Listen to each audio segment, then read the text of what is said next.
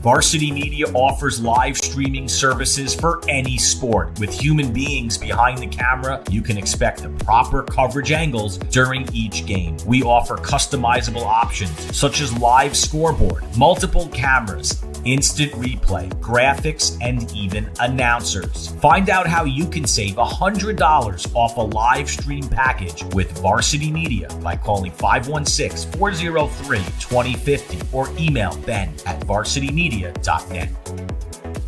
Hey sports fans, did you know Varsity Media live stream broadcasts get viewed by college coaches nationwide? Through our announcers' storytelling and insight on your athletes, we can help your players get an edge on college recruiting. Find out how by reaching out to Varsity Media today, 516-403-2050, or email ben@varsitymedia.net. Feel like your game film is too stagnant and not providing you with the insight that your coaches had hoped for? Varsity Media offers game film to help your coaches develop a game plan to execute on game day. Our current clients love the Varsity Media difference, which includes more insightful camera angles and a speedy upload process. Start building your championship team today with award-winning individuals at Varsity Media. Did you know Varsity Media now offers action photography for all sporting events? Available for individuals or teams, we'll send dedicated photographers down to field level to capture your best moments. Our rates are affordable and our photos will leave you with lasting memories for a lifetime. Contact us today, mention this ad, and get $25 off your first order. Email ben@varsitymedia.net or call 516-403-2050. Are you a local business looking for new and creative ways to promote your company? Varsity Media offers affordable rates that can get your message across to a demographic of 18 to 54 years of age. Our follower base across social media is over 50,000 strong, and our viewership numbers per game are in the thousands. Don't blow your advertising budget on old staples like TV and radio media. Reach out to Varsity Media to get the best bang for your buck.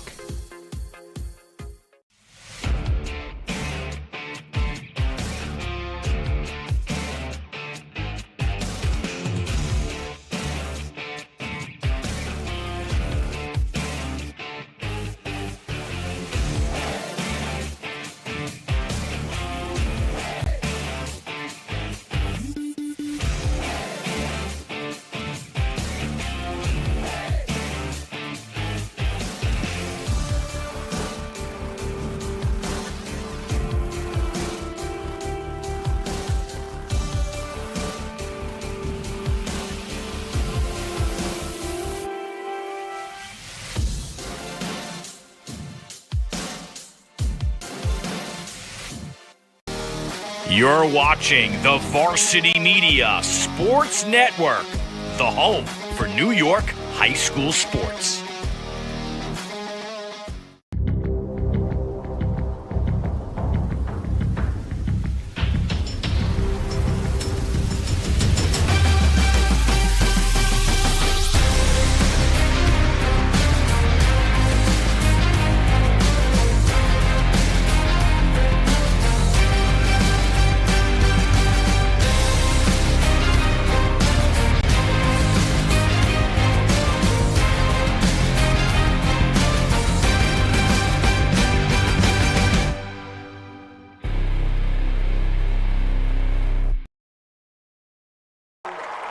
It is a beautiful evening in Webster, New York. Beautiful night for the Friday Night Lights, and the lights are going to be bright this evening, ladies and gentlemen, for an awesome contest. When you get shots of this crowd, when you hear this crowd, you're going to know what we're talking about right here on the Varsity Media Sports Network. Webster Thomas traveling to take on Webster Schroeder. I am Bill Smith with the Section 5 football guru, George Giordano. George, this is electric already. I'm going to use the words of our two coaches. We got to speak to both of them this week. Coach Duschel from Webster Thomas, this will be electric. He is darn right. Coach Stump from Schroeder, this is a heated rivalry, and we're going to get a great atmosphere. And I can't put it any better. They're totally right. I couldn't agree with you more, Bill. We've got the youth program here. The junior Titans and the junior Warriors are here, welcoming their older brothers, as we would say in the football world. The fans are packing the bleachers. The parking lot's jammed. We got a couple minutes before kickoff, and already we can feel the electricity in the stadium. Now, it goes unsaid. This is Webster Thomas, Webster Schroeder. We have one of the most heated rivalries in all of Section 5. Perhaps there are opinions out there, perhaps the most. And there's a history to this. The combined Webster school won Section 5 titles in 1999, 2000, 2001. The first season they split, 2002, Schroeder wins the title. Here's a look at the state run by these teams during that era. 2002, you've got Schroeder winning the state title, sectional title, then the state title. They win the sectional title in 2003. Thomas comes and wins the sectional title as Schroeder hits the field. Thomas comes and wins the sectional title in 2004, 2005. And, Coach, in those last 3 games, they played each other in the sectional final. So this rivalry began with a burst of flame. Yeah, the coaching staffs from both groups have been around long enough. I believe Mike Stump played here at Webster, and he knows the tradition, how far back it goes. And, of course, Coach Duschel, who has been the head football coach at Webster Thomas, I believe, since 2002. He's been here over 20 years. He just won his 100th football game, and both coaching staffs really look forward to this one. There is a motto in the Webster School District, One Webster, and it is something that permeates this community. This is a tightly knit community. This game takes that and just puts it to the side burner because the rivalry that exists between Schroeder and Thomas, we were speaking before the game, this might be the single best, especially within a town, rivalry that Section 5 has right now. That's correct. I believe you're right, Bill. With the fact that the Federation has broken up some of the leagues, we have gotten lost some of the rivalries that we so enjoyed seeing over the years. So thank God we've still got the Webster game, and away we go. The crowd, the teams, the cheerleaders, the junior teams, the junior cheerleaders, everyone on their feet. We are surely going to have our national anthem. Can't stress enough how incredible an environment this is going to be tonight. Folks, we will pause here for the national anthem.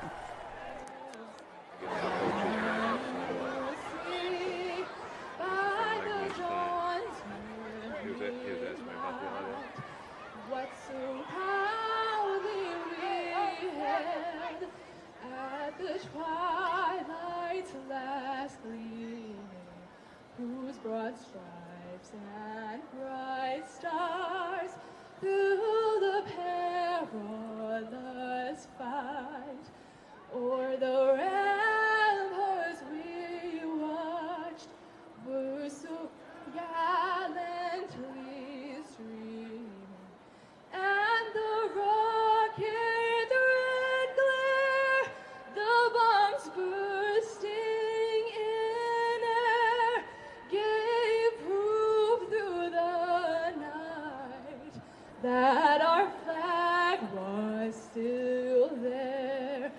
Oh, say does that star-spangled banner yet wave o'er the land of the free and the home of the brave? You got a bit of the sights and sounds of this packed house here at Webster Schroeder. We talked a little bit about the recent history. These are two 2-1 teams near the top of Class A here in Section 5. Recent games for both of these teams. Webster Schroeder, who stormed out, scoring 84 combined points in their first 2 games. They lose a tight game last week, 15-14 to Victor, in a game that came down to essentially just one little kick. Victor wins it with a field goal in the second half. It was a 14-12 score at halftime. On the other side of town, Webster Thomas goes and beats a pretty good Penfield team, 26-21. Quarterback Levi Kulik with a couple of TD passes. On the other side, I didn't mention Drew Hilfiger having a dynamite season on the Schroeder side. So these are two teams, a couple different results last week. A 1-point loss for Schroeder, a nice win for Thomas, but two teams coming in with momentum, and that can only help everything you and I have already talked about, the rivalry game, this matchup, two teams on a good roll. You know, Bill, when we talk about rivalries, you basically have to throw the statistics out the window. The records, who's throwing for how many yards, who rushed for how many touchdowns, throw it all away. These teams have been looking forward. This date's been circled on both calendars from the very beginning of the year. It looks like both teams are healthy. I've looked over their sidelines, and it looks like all the major starters and players are going to be ready to go today, and really looking forward to a real close game. It's going to be very, very important for both teams. I'm looking at the records for the Class A's, and things are starting to heat up already, even though we're starting week 4. Both coaches in speaking this week talked about keys to this game. Coach Stump talked about taking care of the football, protecting the rock, and you might almost jump into that's a cliche football coach mentality. He then gives a stat that I think is remarkable. His team is 29-3 when leading or tied in the turnover margin, so that is something they key on. Take care of the football, go after the football. Yeah, I agree with you. I think that a field position is almost everything when it comes to a close game. Turning the ball over on your half of the field could be deadly. You know, if you can grab an interception and return it for a touchdown, those are all things that are going to make the difference today. Coach Duschel talked about the aerial attack of their opponents, and that's led certainly of the aforementioned Drew Hilfiker, the quarterback, the senior. According to Coach Duschel, quotes, they throw the ball all over the yard. He has a quick release, and they need to get pressure. They need to get to that kid. They can't let the offense score quickly. They need to control the pace. Coach, when you're facing a team that can throw the ball like Schroeder, getting the ball to start here. Thomas has won everything here at the start, and we'll get the ball. That'll slow down this high-powered Schroeder offense being on defense. But when you got a kid like Hilfiker on the other side, slowing that kid down, that is a good strategy. Getting ready to kick here, folks. Thank you for joining us on what is a beautiful night wherever you are. We hope you are enjoying things. Ball is kicked off, and we are underway. Tumbling end over end. Bringing it away is Sortino. He's going to get to the sideline, get shoved out. And Thomas will take control with junior quarterback Levi Kulik. Levi Kulik, one of 2 returning starters on either side of the ball. This is a Thomas team that is learning. This is a Thomas team that is young. They start and rotate in early and quickly 5 sophomores who have a lot of roles on this team. This is a young team returning only 2 starters, but a talented team at that. Right here, out to a 2-1 record. And quickly a whistle. You got a shot there of Joey Baller, the junior wide receiver, split left.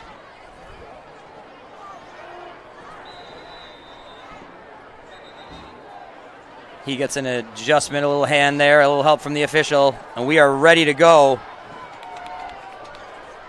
Kulik already shifting at the line. He is now under center. Line is set. Kulik's going to roll to his right, looking back to his left, fires. Got a man there, and he's got him, and down near the 41-yard line. Good opening shot right there as he hits his receiver, Sean Myers, for what will be a first down. It looks like they employed the shift, which caught Schroeder off guard a little bit. They ran a little wheel route out of the backfield and ended up with a nice completion. Already thinking about flipping the field. I don't believe either team will huddle tonight. Play a little bit faster and a little bit more entertaining. Already working with pace. Center Bryce Henry will give a shotgun snap to Kulik here. 4 receivers set. Handoff is given. And wrapped up the line of scrimmage. Brought down. Nice tackle there by Noah Whitmer from Schroeder. The ball carrier in there was Parker Carley, who right now will stay in the backfield with Kulik.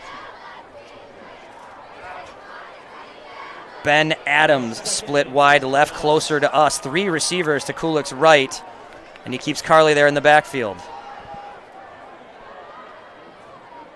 Shotgun snap to Kulik, looking right immediately, fires, finds Jagger Altieri, who gets wrapped up after a very short gain. This is going to bring up a 3rd and maybe 8. Kulik has a number of weapons to work with. Altieri, we're going to hear Sean Marlin, we're going to hear Joey Baller. But right now facing a 3rd and long here at the 44-yard line. 4 receivers set. Puts his receiver in motion. Altieri runs. Now the pass to the left is bounced and it's intercepted. Tipped and going back the other way for Schroeder. And all the way for the Schroeder score. Bringing it back, Gavin Horton, the senior defensive back. A tipped ball finds its way into the Warrior defensive back's hands, and quickly Schroeder with a 6-0 lead. No one can plan for that. Obviously, we talked about protecting the rock right from the very beginning of the game. Went right through his hands, and pick 6 is going to always be tough to come back from. Horton, the senior cornerback, right place, right time.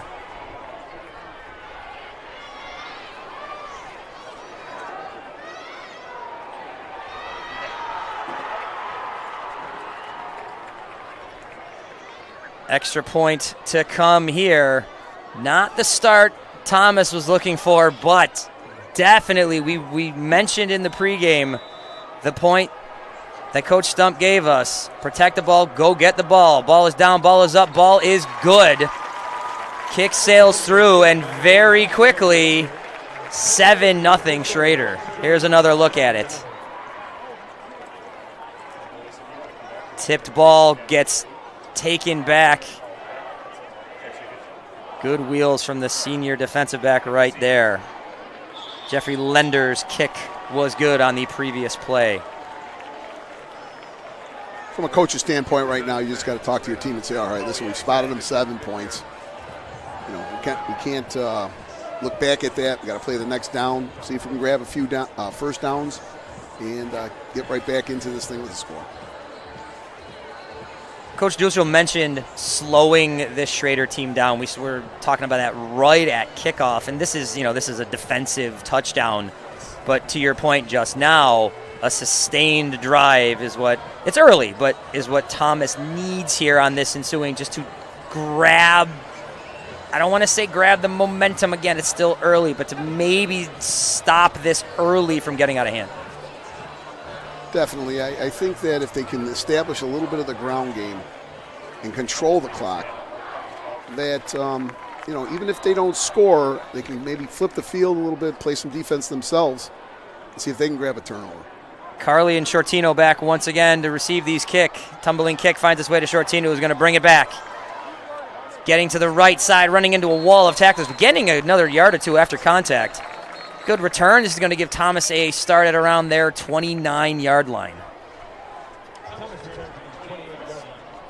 Here's a look at the Webster Thomas starting offense led by the junior quarterback Levi Kulik. You got Parker Carley, Altieri, Marlin, and Baller, your receivers. Myers, the tight end, he's got a catch today. Stewart, Semino, Henry, Adams, Blackott.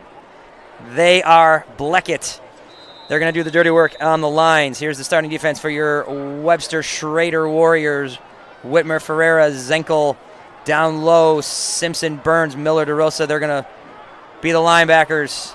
Defensive backfield, Horton, Beechner, Stevens, and Conger. Kulik, shotgun.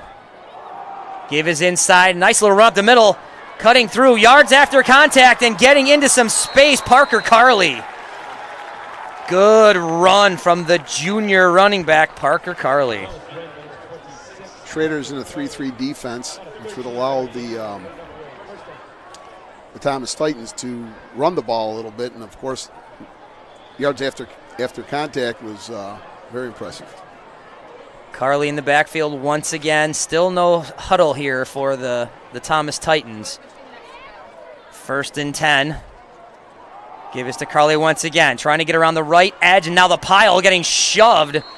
Good forward momentum from the Titan line.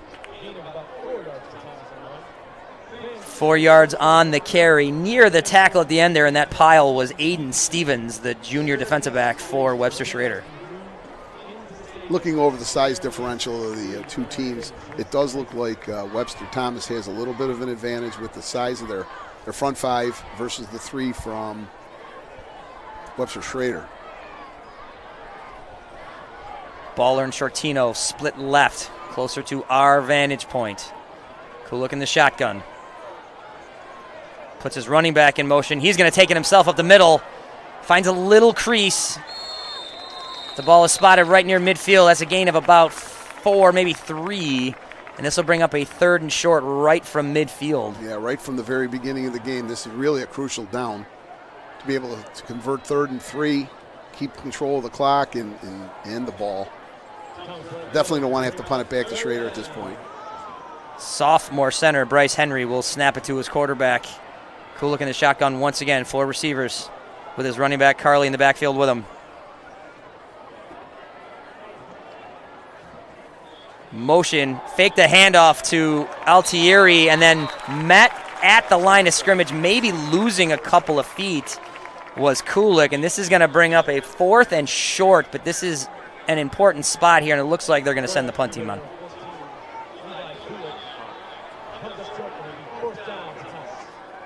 Joey Baller has backed up to what appears to be the punter role. He will punt this ball away to the Warriors. Baller takes a high snap, corrals it. Easy for me to say. Tumbling punt, heads downfield. Schroeder's going to run away from it, but this is getting a Thomas bounce inside the 20, inside the 15, still rolling.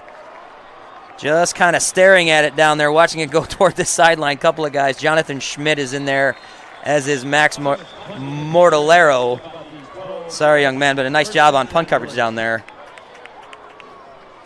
Coach, for the Titans, it's probably what you wanted to dial up there in terms of switching the field as we look at the starting offense for Schroeder. Drew Hilfiker, talented, athletic, can really throw the ball over the place. DeRosa, Horton, Burns, and Beechner, his receivers. Washington, one of the dynamite receivers on this team. And this line, this is a solid offensive line. Whitmer, Melisani, Bell, Zinkel, and Bingham will, as I mentioned before, do the dirty work. Hilfiker out of the snap from Bell. Hilfiker starts in the shotgun as well. He's going to fake the handoff, and he's going to call his own number. Gets about a yard. Brought down at the line of scrimmage. In there near the end was Bleckett as we take a look at the starting defense for the Titans. It does look like both coaches want to try to establish their quarterback in the run game right out of the gate, spreading out the defense, playing a little 7-on-7 with the quarterback keeping. DeRosa in the backfield with his quarterback, Drew Hilfiker. Hilfiker getting a lot of praise from his opposing coach, Coach Dusel. Nothing but nice things. Now ball tipped in the air, almost brought down by the Schroeder receiver. Getting a paw on it over there was Ryan Beechner. Coach, we almost had a strange flip of what happened about 5 minutes ago. Yeah, he did an excellent job of going from being an offensive guy to a defensive guy, saved the turnover. Again, another big down right out of the gate. Hilfiker looks to his left, fires, finds his man, trying to get his way into space. Washington's going to get around the corner. He is going to get a first down. Got held up just a little bit in space, but got his feet moving, got to the outside left edge, and turns that into a gain of about 18 and a first down. What a release. That ball came out of there quick for a high school kid. He really was able to get that ball out there, let his receiver do some dirty work out there on the outside, grab some blocks from the offensive line. And there's on the move. There's a look at the shove out of bounds on the junior wide receiver, Tyler Washington. Washington, a playmaker with great instincts. This is a kid who's dangerous, ball in his hands. Hilfiker, he's going to look over the middle. He's got a man, fires and catches. Yards after catch here. One man to beat near the sideline and out of bounds. What a throw and what a catch by Gavin Horton. This is the reputation this Schroeder team is building with this talented senior quarterback. Here's another look at it. And zing. Great hands by the senior receiver, Gavin Horton. Schroeder's playing extremely fast. They're very confident. Their reputation of moving it around. Now they're in a 5-wide set. Hilfiker, shotgun. Handoff goes inside. Finding some space and bouncing away, and he's going to head to the end zone for the Schroeder touchdown. Anthony DeRosa.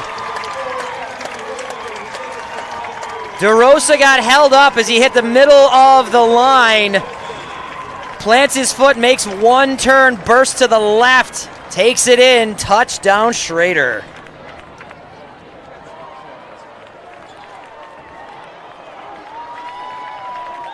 Bill, you mentioned earlier in the broadcast that one play here or one play there, if that play down at the 20-yard line was intercepted, we'd have a tie ball game.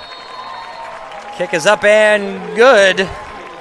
And we've got a 14-0 game here. Here's another look at it. This is a 25-yard scamper.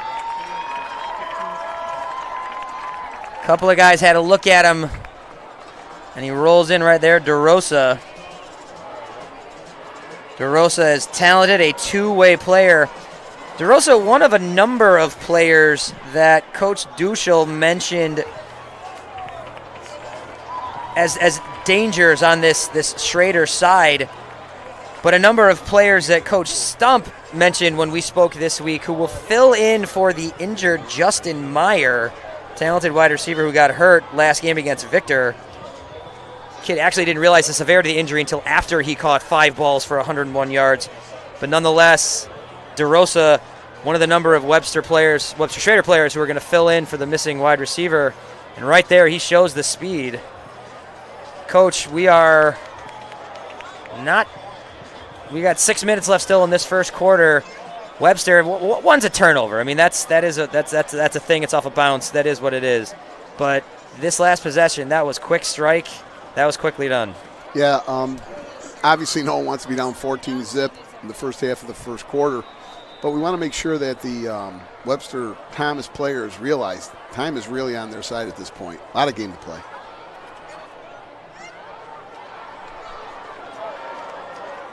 Return coming out here from the Titans, and a flag comes in. And now some disagreements after the play, and another flag comes in. Officials are going to have to clean this up. Okay, Bill, this is going to be a different type of enforcement. We have a live ball foul during the return, and then a dead ball foul, as you can see, after the return. So they're going to mark it off 15 one way and then back 15 the other. It appeared to be a hold against the Titans. I think that was what the signal was there. And then that shove right there may have led to some more shoving. Certainly don't want to see tempers flare. We talk about a heated rivalry, but this is still a community that prides itself on community. So we hope cooler heads will prevail. Oh, of course. At this point, both coaching staffs have got to talk to their kids. Listen, we don't need to lose anybody in Section 5 and throughout New York State. If you are ejected from a high school football game, not only do you have to sit the rest of this one, you'll have to sit again next week. So very important that cooler heads prevail and that the players play the game. So it appears Thomas will start from around their 31-yard line. Offensive line troops will lead Levi Kulik back out there. Kulik with a 4-receiver set. Another talented quarterback. We've got 2 talented quarterbacks in this game, so this is far from done. Handoff goes inside and quickly met at the line of scrimmage. Brought down by Brady Zenkel. Another carry for Parker Carley. Establishing the run game is going to have to be the point of emphasis for Webster Thomas. They cannot give Schroeder the ball any more than they really deserve it. Got to look at Charles Bonin, who had rotated in there on the offensive line. This is a talented group that Coach Duschel is very proud of. They're learning every week and getting better every week. Pass out into the flat, complete from Kulik. Finds his man, Joey Baller. Baller with a gain of around 6 or 7. This is going to bring up a third down.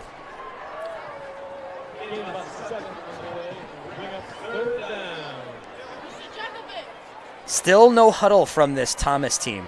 Playing with pace, but breathing. This isn't frenetic. But no huddle, trying to control the pace here.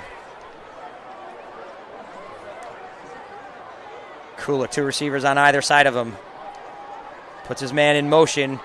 Fakes the handoff and is met by tacklers right in the backfield. 3 different guys drag him down. A host of tacklers, says the voice from above here in the stadium. Brady Zinkel was in there, as was Noah Whitmer, the two-way offensive and defensive lineman, the senior. Very talented kid.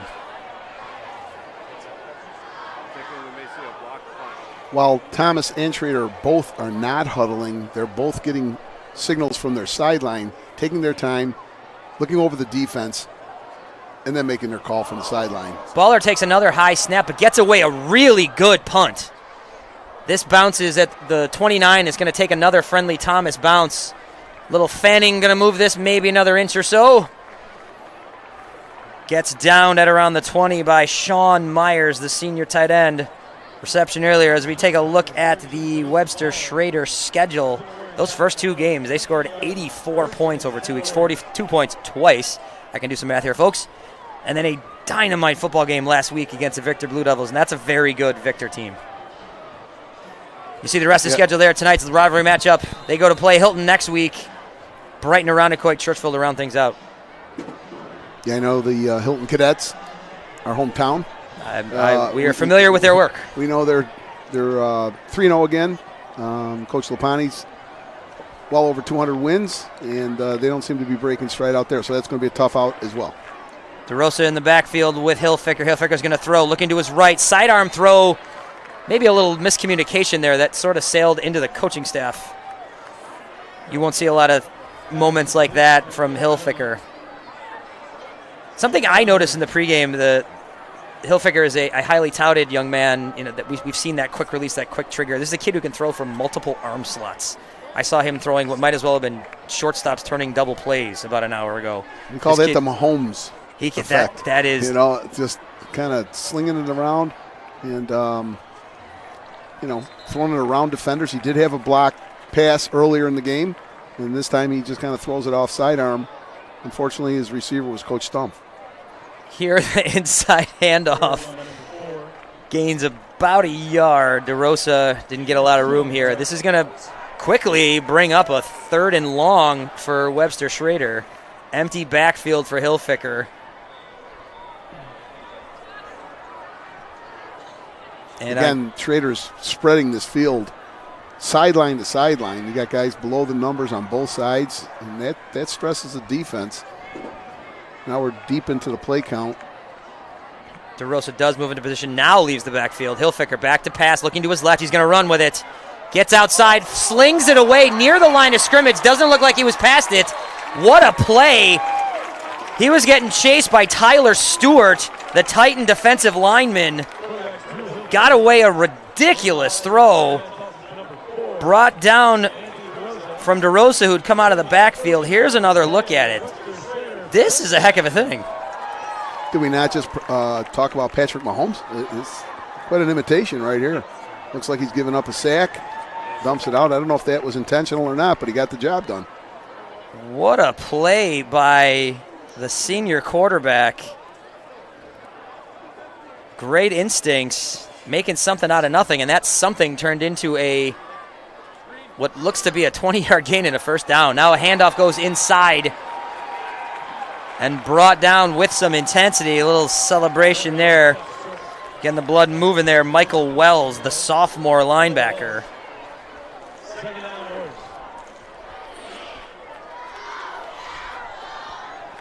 Thomas has got to put 3 downs together.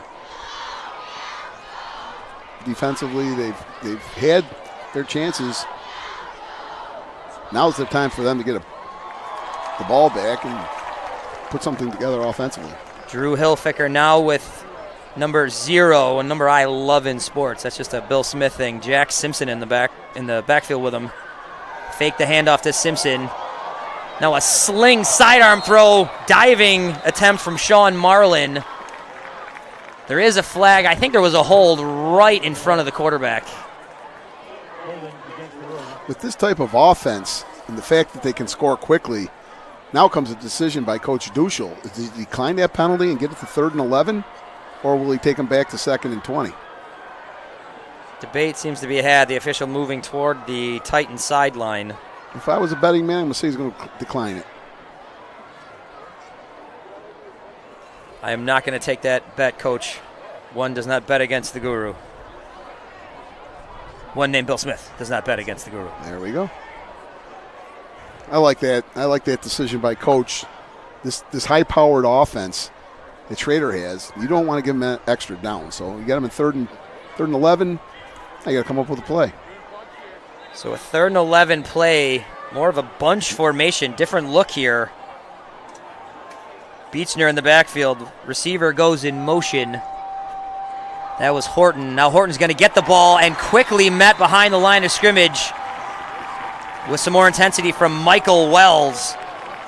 In there as well was Bleckett. And number 28, Michael Wells, has been in 2 of the last 3 plays. And we talked about this. He's only 10th grade. We talked about this young Thomas team, and that's one of those contributing sophomores who's made a couple of really nice plays. Coach, I think you used the term earlier, the field position battle, changing the field or switching the field here. Now we're going to get into a field position battle here on the punt. I'm looking at the flag right now, and we don't see any wind direction whatsoever. So let's see what kind of punt they get off. And sure enough, this is going to be, I think, probably the best field start that Thomas has had. Another punter's bounce there as it bounces away from Shortino. Shortino through the hands immediately, get away from that ball. And Thomas will get that drive start right around the 32-yard line.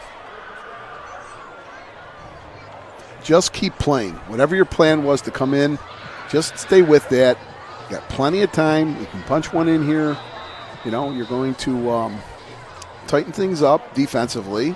And they made some adjustments, ran to the football, and now it's time for them to establish some type of offensive attack. Another look at this wonderful crowd here tonight. Tonight is youth football night here in Webster. Both coaches referencing it. Both coaches telling us this week about how hard that both teams work. Both coaches crediting the other team with just as much passion and intensity of helping that youth program. A lot of these young men came through that program. This is something that these coaches take a lot of pride in. Kulik puts his running back in motion as he hits his man to his left. Quick strike. Shortino met near the line of scrimmage. May have resulted in a very minimal gain here. You know, Bill, as you referenced the youth program, that's really where it's all really starts. We got an absolute ton of cheerleaders here. We got all kinds of parents and dance teams, and it's a happening here in Webster. And that's got to be something that the town should all be very proud of. Kulik, shotgun snap, puts his receiver in motion, Altieri. Kulik's going to look to his right. Now he's going to turn left and start running on his own. He's got a little bit of space. Kulik to the left sideline, runs out of bounds near midfield. Gain of about 17 yards and a first down. We got 2 quarterbacks that can throw, and we got 2 quarterbacks that can run. It's a great example of spreading the defense out. Again, both Thomas and Schroeder have spread their defense out from sideline to sideline. If any type of pass rush lane is broken down, quarterback reads that, he's off and running. Nice pickup. Coach Duschel mentioned that his quarterback has grown, gotten better week to week. The game has, quote, slowed down for him.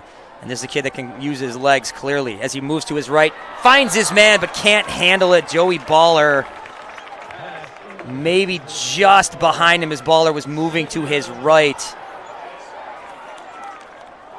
A missed opportunity, but a nice play design to get that kid into space. Yeah, he's wide open. The line did a great job of giving the quarterback some time. Ball's got to be caught. It brings up, instead of 2nd and 10, 2nd and 5. It's going to be the last play of the quarter. You see close to us, Charles Shortino, the junior wide receiver, coming into the backfield right next to him, right off the line, I should say. There is Altieri anchoring that left side of the line. Bleckett, there's the left tackle. Bleckett, hand on the ground.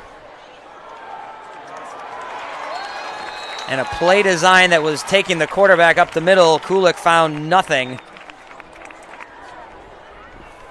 Blackett's opposite number 50, Whitmer. Researching this game this week, I loved the look of both of these number 50s. So after 1 quarter of play, the Warriors 14, the Titans 0. It's Thomas and Schroeder. It's a great rivalry matchup. And it's a great night to watch this. Come back and check it out on the Varsity Media Sports Network.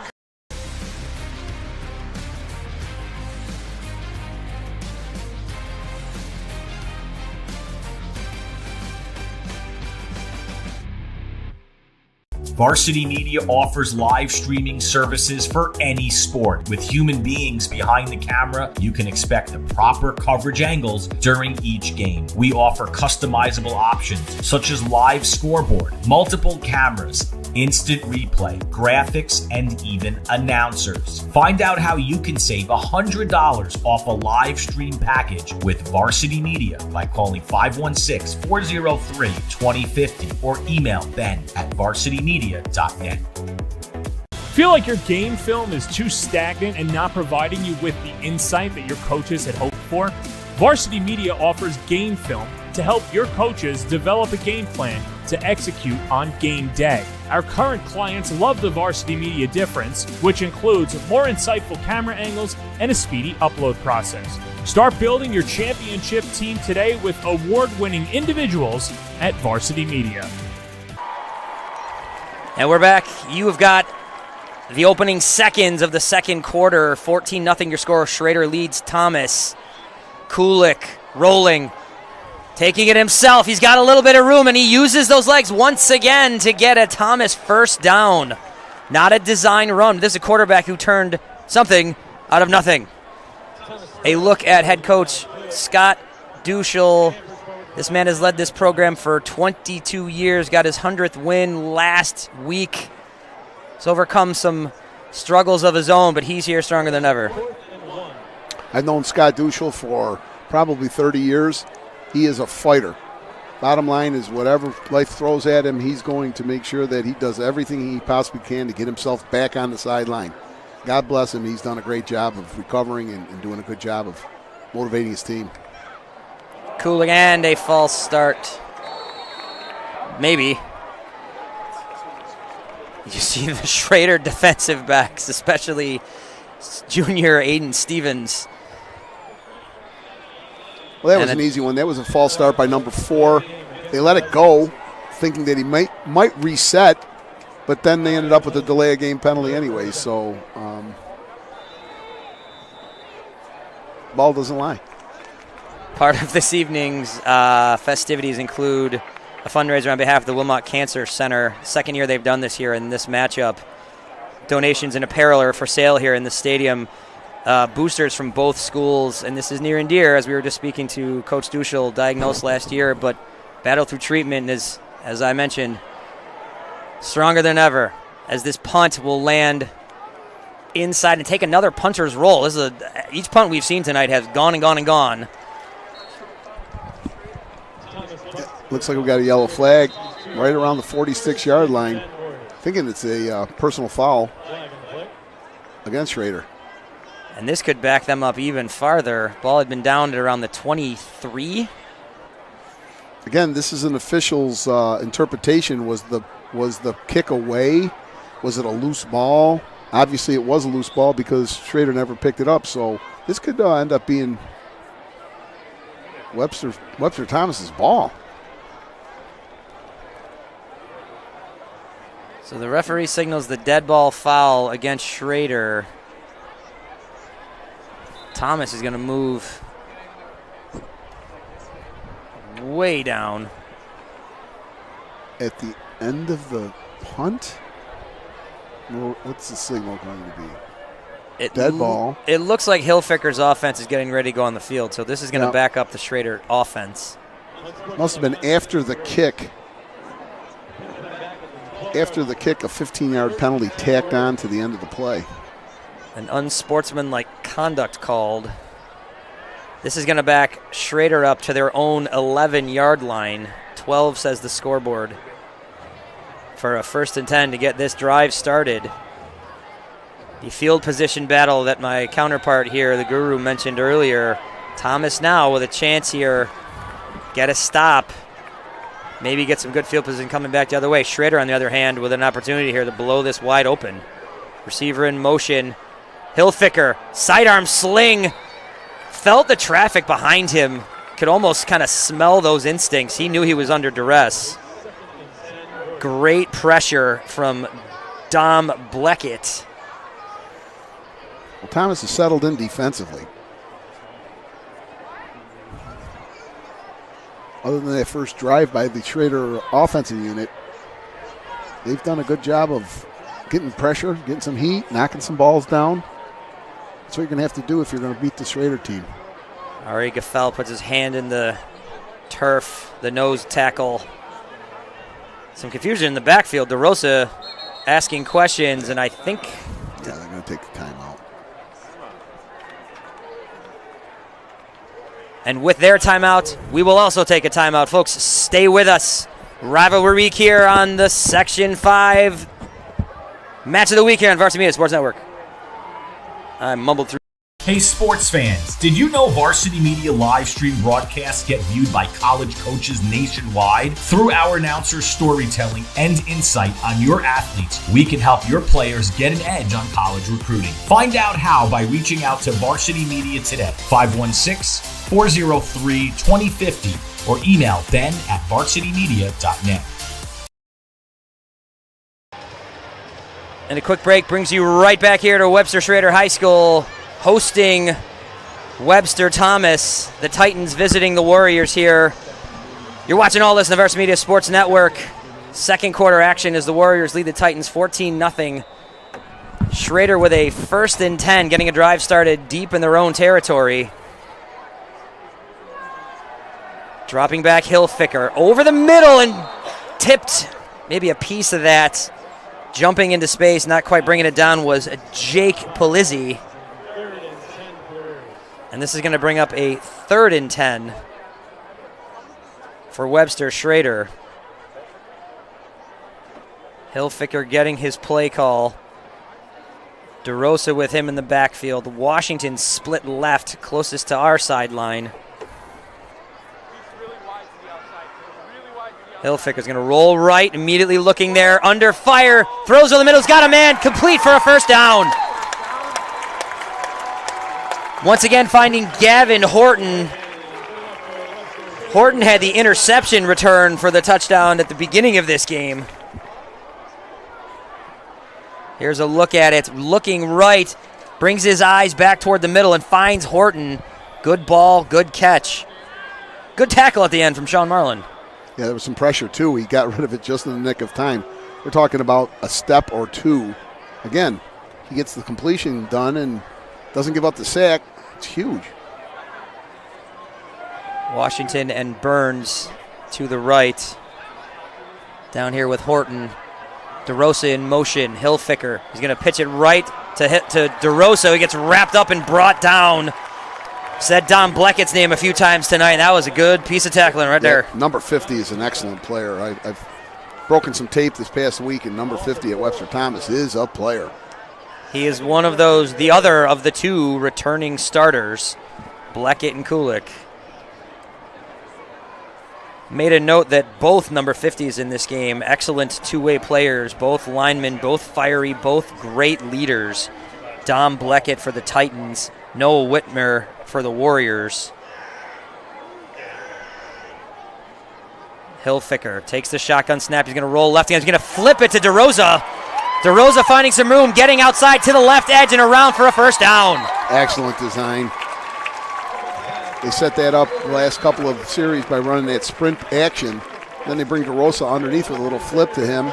If he drops it, it's going to be an incomplete pass, and it's a excellent design. It keeps people off of you. Real nice play. Great downfield blocking. Washington, we mentioned earlier, known for his athleticism and explosiveness, laying a block downfield. DeRosa finding his way into some space.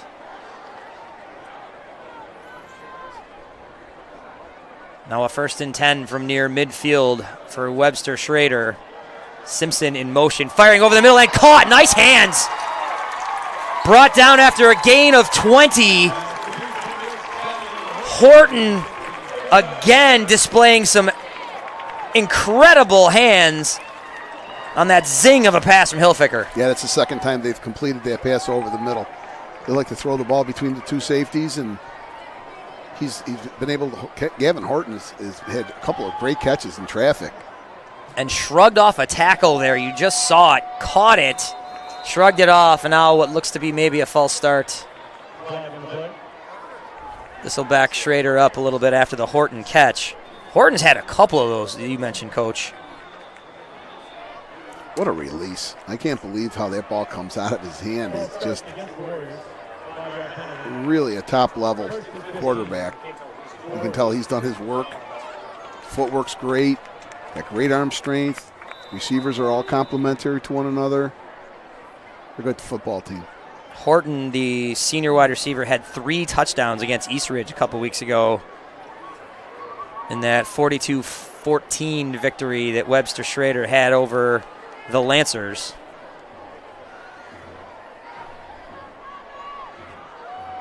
Hilfiger looked right, now looking left, trying to find Washington, and it falls incomplete. Stride for stride, he was in what we call, it was in phase the entire time. Polizzi back in coverage, was right with him.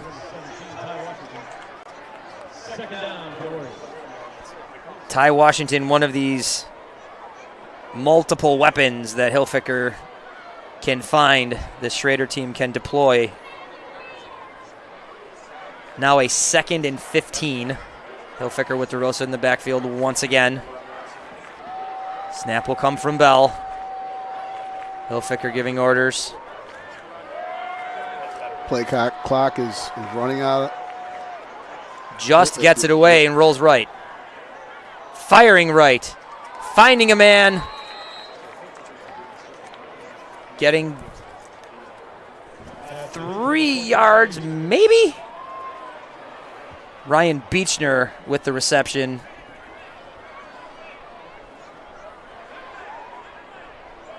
Getting a good look there at the left tackle, Will Bingham.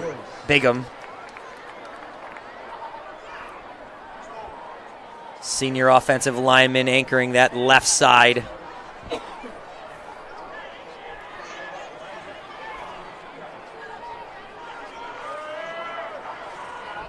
Hilfiger with a 3-receiver set. He's going to roll left this time. Pressure in his face. He turns and heads right.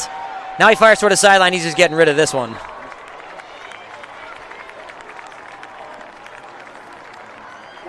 Well, Webster Thomas got the stop. They forced him to his left that time, and didn't like what he saw. Reversed field, threw it away wisely. Now it's time to punt. Talk about field position. Coach, you are the coach. You know better than I. We were just singing Hilfiger's praises. I feel like a play like that, just cutting bait, will get him on the next one. Right. I think what they'll do here is they'll take a delay of game and then punt it just to give themselves more room. I don't believe that they'll run a play. So on cue. Well, now they take a timeout, a late timeout to talk it over a little bit. I never liked that. I think that keeping your timeouts in a game, especially of this magnitude, you keep those timeouts as a weapon. And if you're going to punt it, you punt it. If not, you take the delay of game and punt it. If you're going for it, 4th and 11, should probably have your play already set. So look at the head-to-head through the years. We talked about the early history. The combined Webster team winning a few sectionals. The 2 teams then winning the first 4 where they were split schools right in a row. And since the beginning of this rivalry, Schroeder has a 12-6 advantage. They've had the recent string of wins as well. Thomas's last win in this rivalry was in 2015. The opener, they won that year 27-10. Schroeder's won the last 4. You had a big win last year, a very, very close 7-6 win in 2021, the fall season. A couple prior to that, Thomas looking to bring this more even. But, Coach, we've said it a couple times. We're going to continue to say it. This is just an excellent in-town rivalry and really a great thing in Section 5. Oh, no doubt. It's refreshing to see. The entire town is out here. Again, people are still pouring in. Hilfiger, pressure off the edge and brought down in the backfield. That ball will not be loose. He was down. Coming off the edge, Jonathan Schmidt, the linebacker.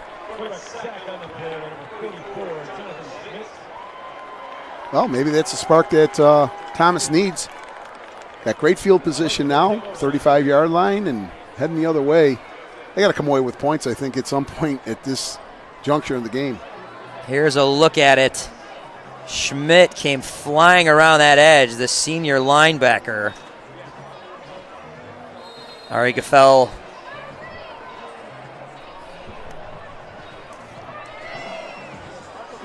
hoping for some the turnover there, but nonetheless, the turnover on downs gives them the ball at the 35-yard line. Kulik will start there with his Thomas Titans.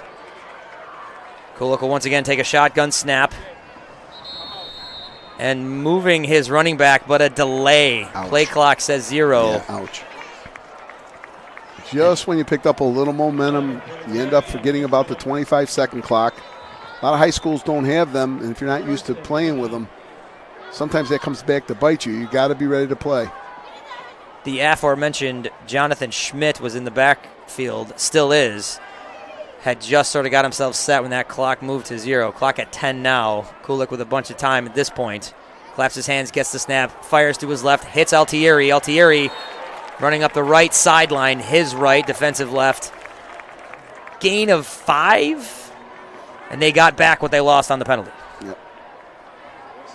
Unfortunately, it cost them a down to get there. Got to clean it up. They got to make sure that they're playing as clean with a 14-point deficit. They want to be clean. They want to make sure that they're grabbing first downs. 5 yards a pop. I'll take that. We'll see if we can get into half 14-7. Coach Duschel mentioned, this is a quote, don't give Schroeder what they didn't earn. They're going to get theirs.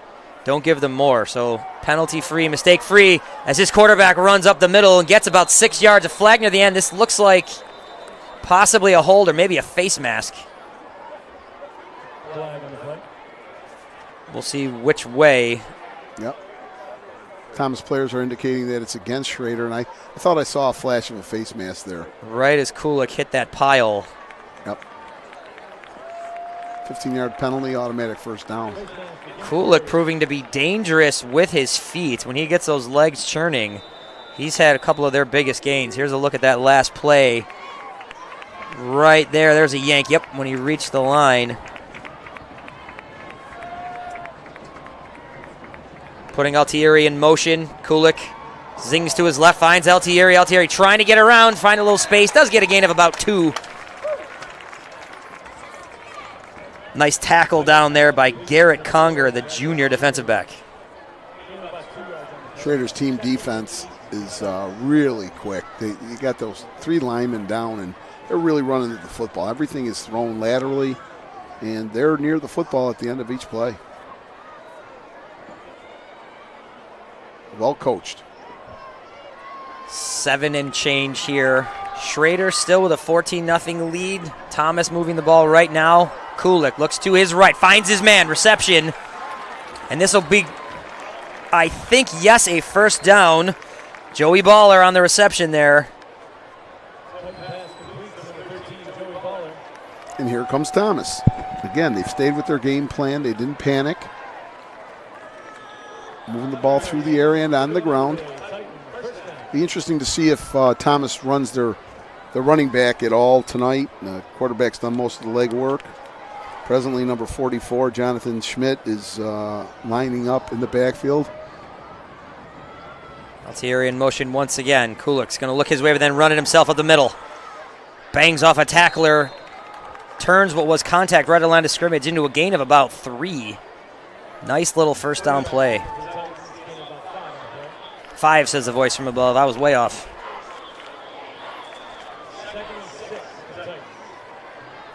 We'll average that in the middle is around a gain of 4. But a 2nd and 6 play here coming up.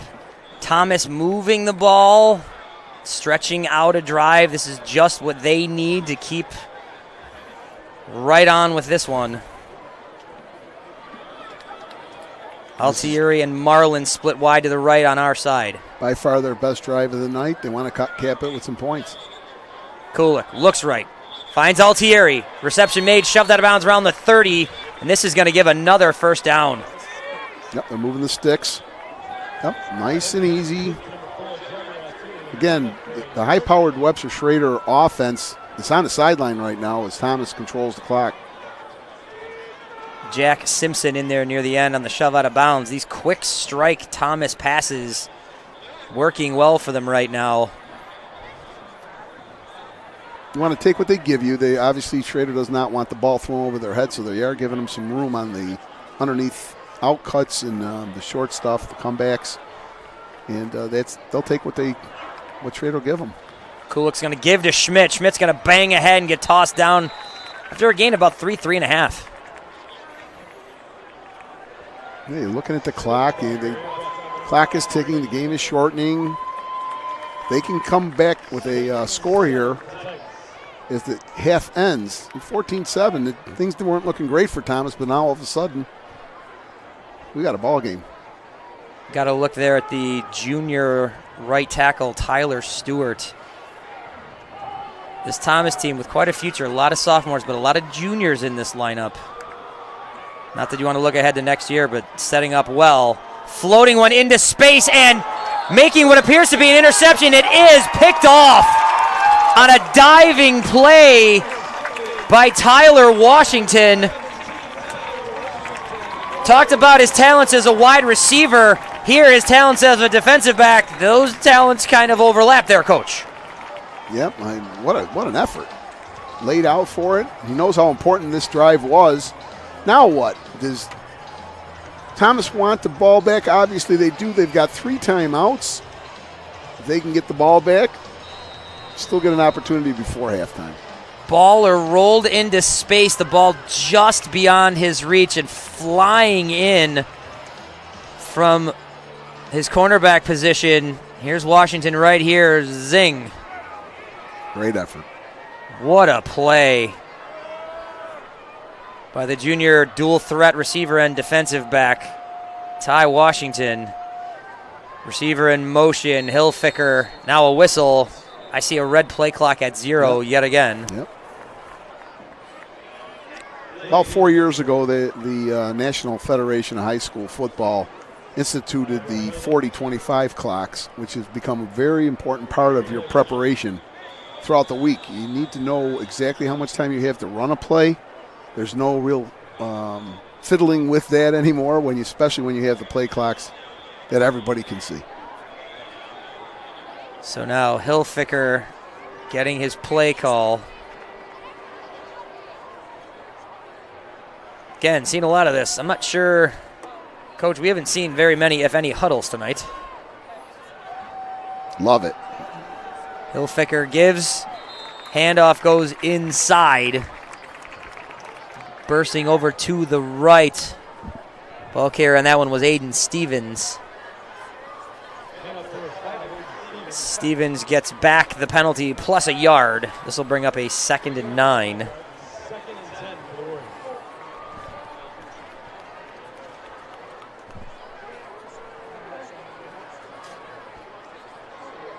Good look right there at Will Bingham once again, the left tackle. Hilfiger sliding to his left, finds his man Washington, but Washington had to recover to catch that. Found himself falling out of bounds on the reception. Gain of maybe 1.5. This is going to bring up a long 3rd down, which if you're Webster Thomas is exactly what you want after the turnover for Webster Schroeder. Dial up a play call here to keep this drive going. Yeah, not to mention the clock is stopped, the game clock, which again bodes well for the Thomas strategies. Washington getting tackled out of bounds right near the line there where he caught that. Again, they're under 10 seconds on the play clock, and they're still reviewing their armbands. Aiden Stevens switches from Hilfiger's right to his left. Hilfiger looks over the middle, finds Horton. Horton almost shrugs off a tackle. Ball came out at the end, and it appears the officials are saying he was down. Not taking sides here, but I think the official was right in this situation. We will get a look at it here. Nonetheless, we do have a 4th down. Horton right there. He's down right there right there, I should say. Then the ball came out. 4th down for Schroeder. They will punt it away. Thomas is going to have great field position. Again, they have to be patient. They have 3 timeouts left. Casey Burns puts a right foot into one, gets a low wobbly kick that comes back. There's the first punt that we see sort of getting a receiving team bounce or roll, as it were. And Thomas will get a drive start at the Schroeder 45-yard line with 3.5 to work with and all of their timeouts. Plenty of time. They can pretty much, the playbook is wide open here. They can run the ball, throw passes over the middle with the timeouts.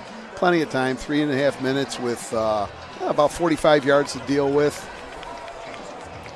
Schroeder, through the years, some images of these Warriors.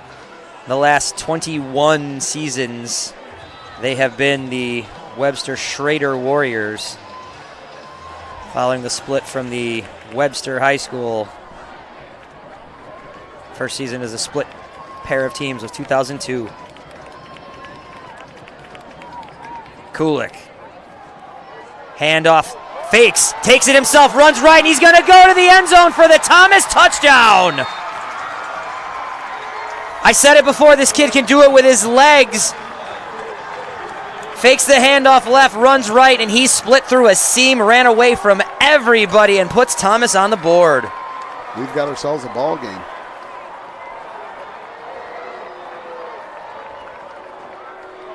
A lot of game to play. Big point coming 4th. We still got 3:24 left in the first half.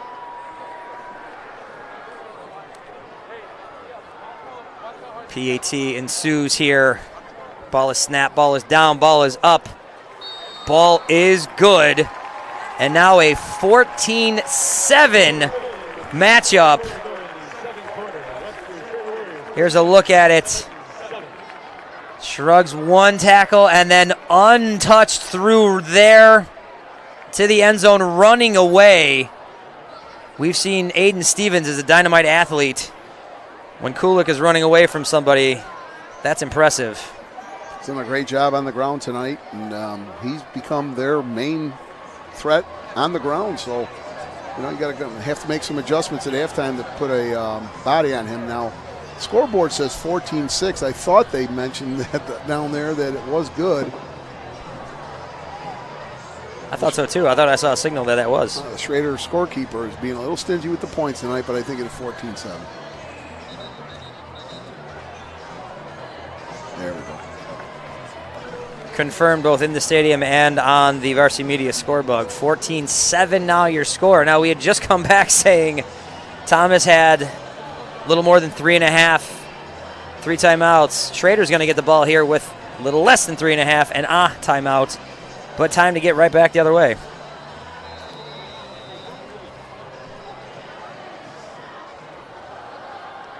Winning the last 4 minutes of every half is extremely important when you start talking about wins and losses and how tight the Section 5 Class A is. Mason Schaefer's bouncing kick took a screwy hop but found its way into the hands of Aiden Stevens, aforementioned good-looking athlete. He takes it ahead, and Schroeder will have a drive start at around their own 34. This is the time now, again, when with Thomas having 3 timeouts. Schroeder's got, I think, 2-minute drill. Maybe come away with 3 points, but got to be careful. You throw a couple of incompletes, and then all of a sudden you try to run it. Thomas uses a timeout and gets it back before the half. Look at the defensive line of Geffel and Bleckett. Far position from us. Sean Myers coming off the left edge right now. Hilfiker fakes the handoff, looks to his right, fires downfield. He's got a man. He's got Horton once again. Horton runs into a handful of tacklers, but not before a gain of 16 and a first down. Schroeder's obviously got the fast strike offense, so 3 minutes to them is a lifetime. They can throw the ball all over the field, but they've only got 1 timeout, so they got to keep an eye on the game clock as they proceed down the field. We've seen Gavin Horton catch balls under duress, alone in space. We've seen a little bit of everything for a wide receiver from that young man, and he's, as previously mentioned, the young man who took the INT back earlier for the touchdown as this handoff gets snuffed in the backfield.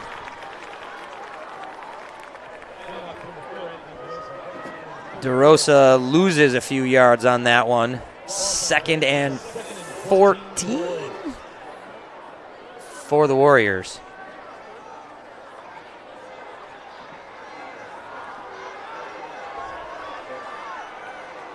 Look at Polizzi and Tyler Estelle in the defensive backfield, and now Hilfiker gonna cut and run with that one.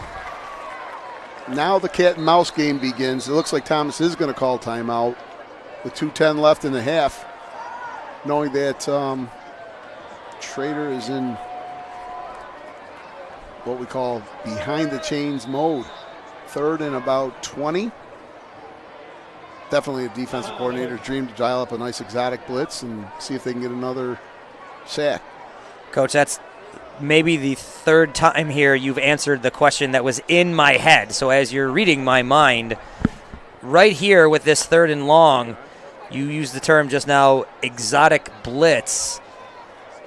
Go get him, force the issue, try to make a play, try to take more away.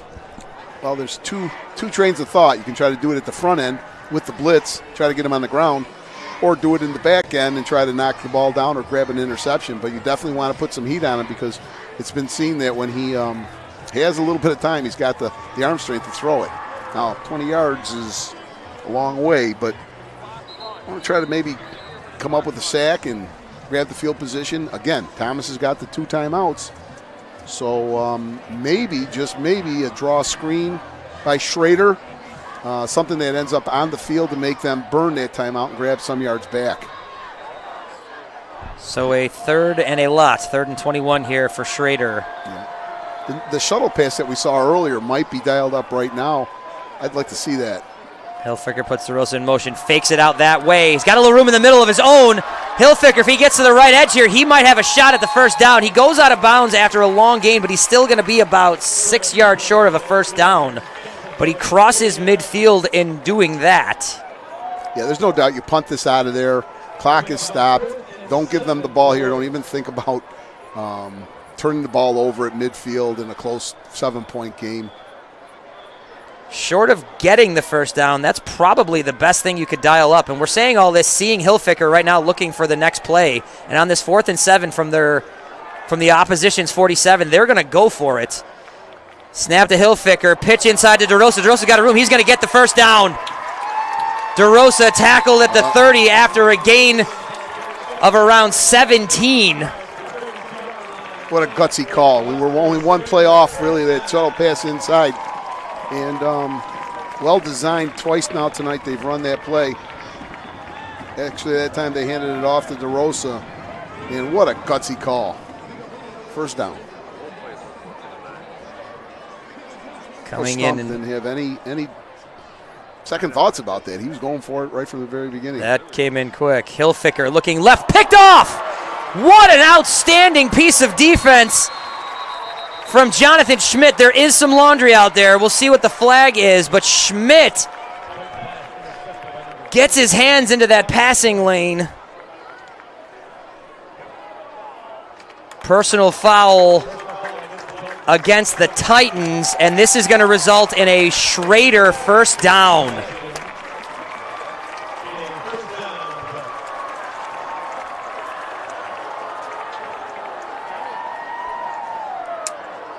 Not to diminish the athletic play from Jonathan Schmidt right there. That is a just remarkable shift of fates there, Coach. Yeah, no doubt. You know, again, the game has evolved into a one step, give the guy a reaction type play. It was tight. You know, it's very difficult to give. Hilfiger, bouncing ball, finds it into the hands of his receiver. And now striking off a tackle and getting near the goal line, shoving, and into the end zone for the touchdown. What a play by the Webster Schroeder offense, and a touchdown from Tyler Washington. We went to a football game and a scrum broke out. That was awesome amount of effort by the offensive line getting downfield and helping the receiver. What a change of events. You go from an interception at midfield to a tip ball touchdown, and the game is, that's the difference in the two teams right now. Here's a look at it. This is going to go into the books as a 23-yard reception. Bounces into the hands of Washington right around the 5. Held up, and a little helpful push. Thomas can't bring him down, and Schroeder gets him into the end zone. What an effort from Will Bigham. An effort from Noah Whitmer. Washington goes in.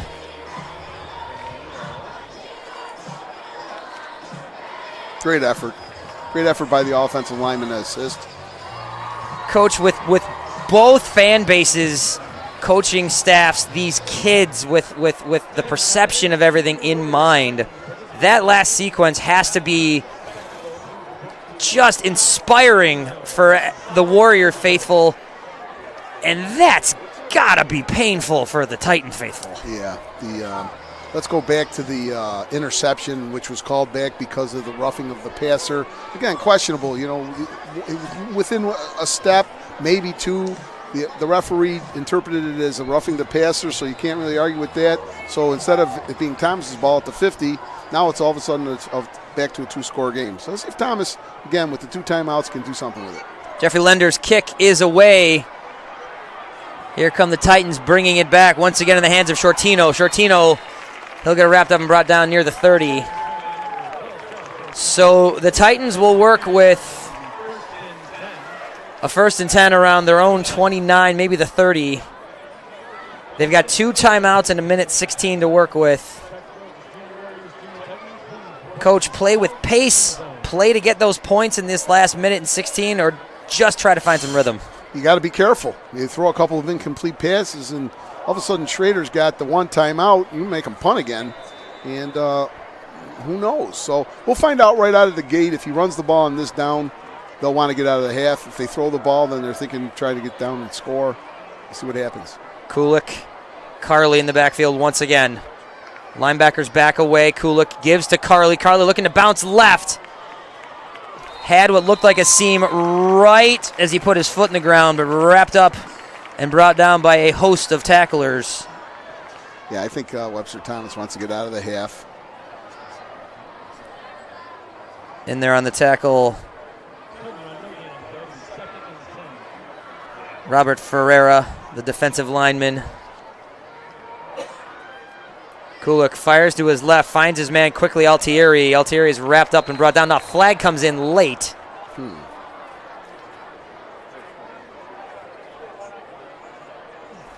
Get a look at what this is. The quick hit pass was snuffed out almost right away. This penalty is on Thomas. Schroeder can elect to have the ball, the clock started on the snap of the ball, which again would bring up a 3rd down. Face mask, okay. Against Schroeder. It's on Schroeder. 5-yard version. So this is going to result a 2nd and 5 for the Titans. 35-yard line, 42 seconds on the clock. Still with a pair of timeouts in their pocket. We'll see what the Titans can do with all this. Kulik takes the snap. Give is inside to Carly once again. He gets tripped up and brought down after minimal gain, if any. It looks like Thomas is going to run a play. They don't have to. They can get to half now because the game clock is less than the play clock. So let's see if they run a play here. Snap, looking under pressure, brought down. You're looking for is a timeout. Kulik. If you're Schroeder, you want a timeout right now to make him punt. And on cue, Gurus are reading minds all over this place. Noah Whitmer sung his praises a couple different times. This is a dynamite two-way player, the senior offensive and defensive lineman.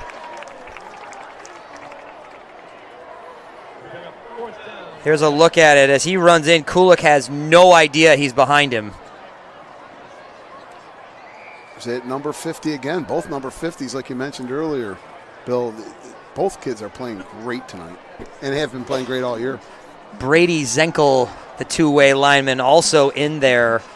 Now, Coach, 5 seconds. We're going to get a Titan punt. We've seen a couple weird things here, but... Well, you never want to punt in high school, for goodness sake. It's always an adventure. There's been a couple of high snaps. We've seen Thomas snap the ball high, and number 13, Joe Baller, has done a great job of getting up there and getting those. It's always a mystery, and now it looks like, who's deep there? Is that DeRosa? He's been explosive tonight, so you never know. Baller with a clean snap, gets the ball away, tumbling end over end. The clock has ticked away, and all the Warriors are running away from the ball. This is going to get down, and that's going to bring us to the half. As Valentino Magliozzi on punt coverage puts a hand on it to end the first half. Coach, halftime, we had a swing, a turn of events.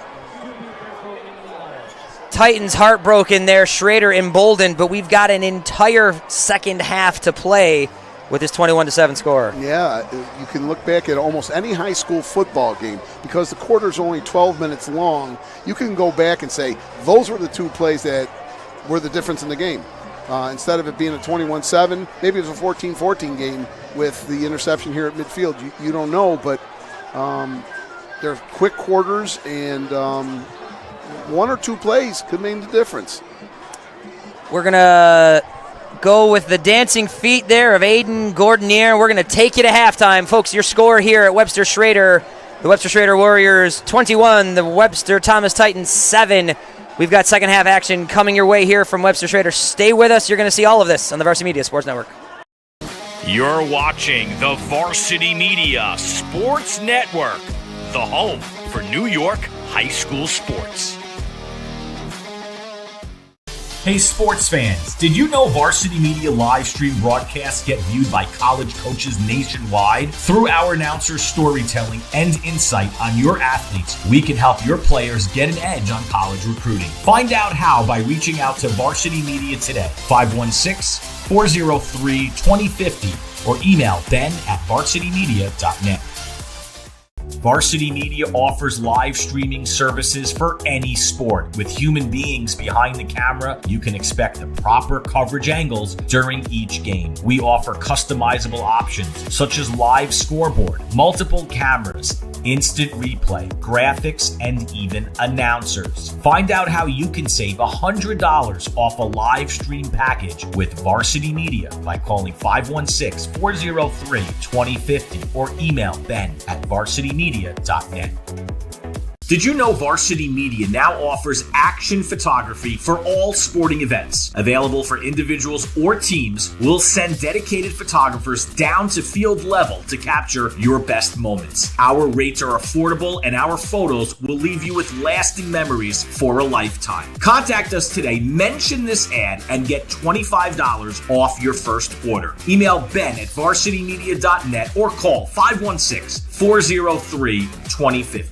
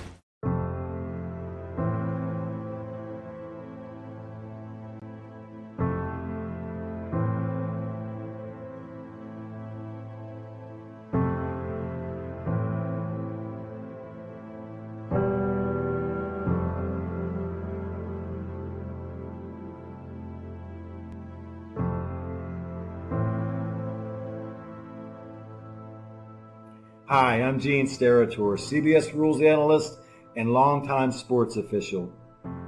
For the adults watching this video, you grew up in a world where officials, umpires, and referees for youth sports took their place regularly and reliably ahead of game time. Today, unfortunately, it's getting harder and harder to fill those jobs.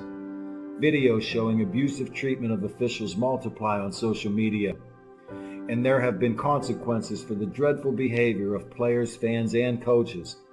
Massive shortages of officials now lead to games being canceled, and the positive effects of athletic competition are at critical risk for this generation and those to come. I'm hoping we all can begin to see youth competition through a different lens. Today, mistreatment of officials has become normalized, and we are facing an abnormal future where no officials to hire means no games on the schedule. Any call, any decision, any human effect on wins and losses has become subject to not just withering criticism, but physical threats. There's a vicious cycle at work. Fans chase away officials, and there is a smaller pool to draw from, which makes it harder to get quality, well-trained people in position. The entire game suffers. Did you know, according to the National Federation of High Schools, 80% of new officials quit the game after just 2 seasons because of abusive behavior from the stands and sidelines? This sort of verbal abuse and threatening behavior takes a toll on all officials and makes them leave the game altogether. Did you know, from 2018 to 2022, an estimated 50,000 high school referees, roughly 20%, have quit. Half of the remaining referee population is at least 50 years old, but young officials are rarely staying more than 3 years in the job.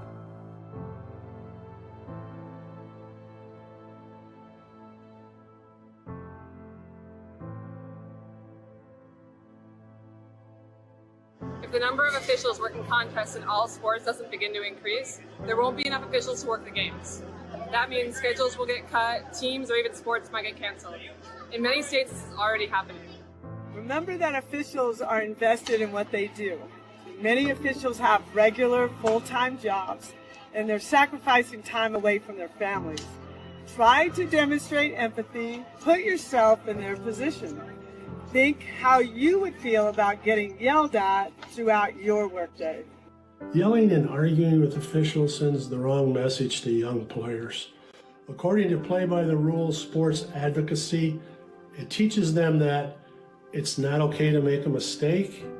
They can blame others for their actions. They can disrespect authority figures, and it's okay to be rude and selfish. You know, officials enforce rules, keep competitions fair, and make player safety a priority, allowing youth sports to be a valuable arena for growth. If we can all just work together and be more empathetic to not just the officials, but everyone else in youth and high school sports, we can then preserve what many of us have embraced about athletics. And you and I know the benefits of sports, right? Let's spread that gratitude and be proud of what we can build and not blind to how it's being torn down. Calling officials cheaters or corrupt, it's not a game. Insulting referees, it's not a game. Threatening officials, it's not a game. Berating young umpires, learning the ropes, it's not a game. Violent language in the stands, it's not a game. Verbal abuse from the sideline, it's not a game. Screaming at a referee in the parking lot, it's not a game. So what happens now? Your response in the heat of the moment is the only thing you totally control, and we have an experiment for you to try. Simply stated, just cheer for your child or the team you're there to support. Move that desire to lash out to a different place and encourage without rage. Your child's sporting memory should be about how you helped inspire and not about how you caused embarrassment.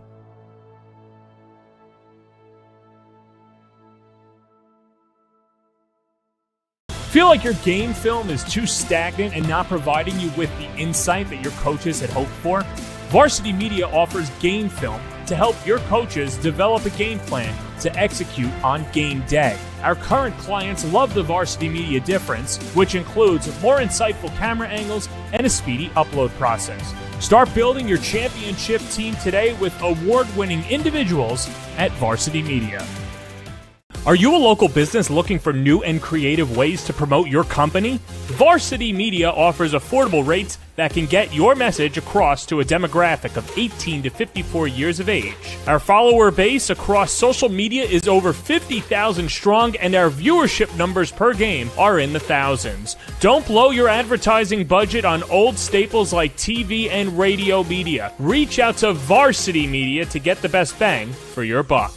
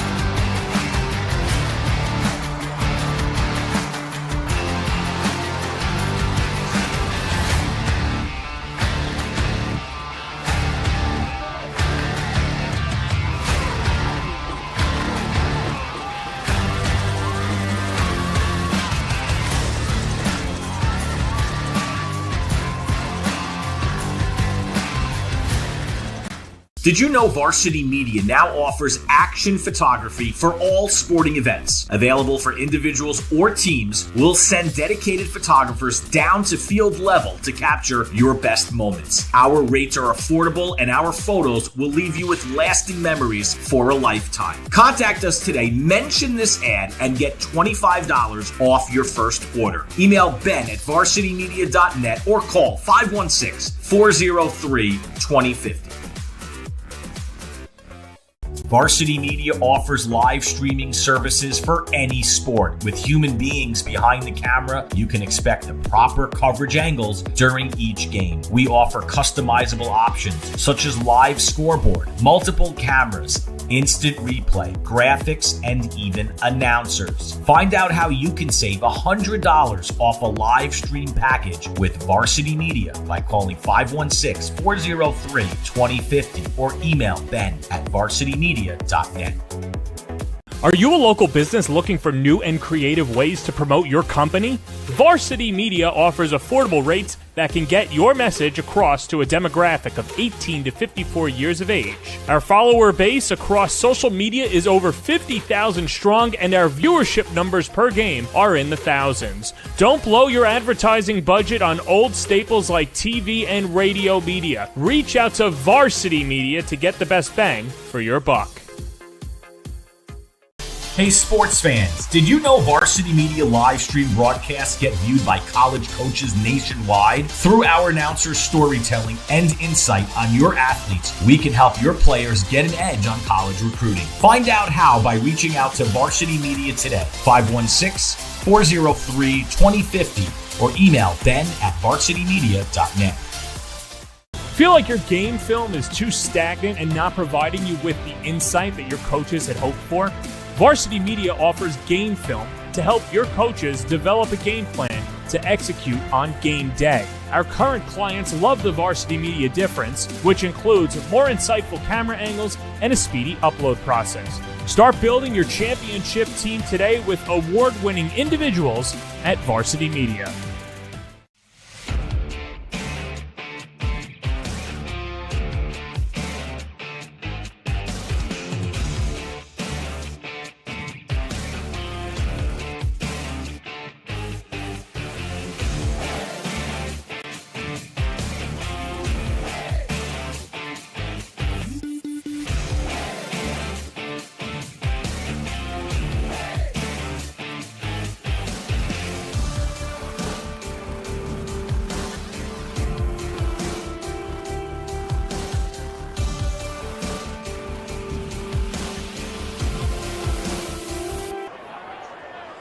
And welcome back to Webster Schroeder High School, site of tonight's rivalry matchup between the Webster Schroeder Warriors and the Webster Thomas Titans. Halftime, your score here, Schroeder leads 21-7 over Thomas. I am Bill Smith with the coach, the guru, George Giordano. Coach, you took us to halftime mentioning a very, very, very insightful point. High school football, shorter clock, just the nature of everything. Games often, if not always, come down to 1 to 2 to 3 plays, and you and I here in our conversation, we know those 2 or 3 plays right off the top of our head. Yeah, obviously the 3 turnovers that Webster Thomas committed, the pick 6 to start the game, the interception down at the probably 15 that stopped the Thomas drive, and of course the roughing the passer interception that was nullified here, which within 2 plays, Webster Schroeder scored their 3rd touchdown. So those 3 plays, as far as I'm concerned, are standout plays that really have kept Thomas from being a little bit closer in this game. Saw some great visuals. We've talked about, the rivalry, the history, going back 21 years to when these 2 teams split from Webster High School on the heels of a state title in 2001. The long history. Right now, Schroeder leads the all-time series 12-6. The atmosphere here tonight, we can't reference it enough. There's a full packed house. The parking lots are filled. If you look around on all of our shots, you've got fans along the wall, especially at the end zone to our left. And at halftime, you saw the youth football programs, the Junior Warriors, Junior Titans being honored. You saw a combined effort from the 2 schools' varsity cheerleaders working in tandem. This, dichotomy that we mentioned earlier before, one Webster, a unified thing, this big rivalry, they conflict, but at the same time, they don't. This is a wonderful event for this community.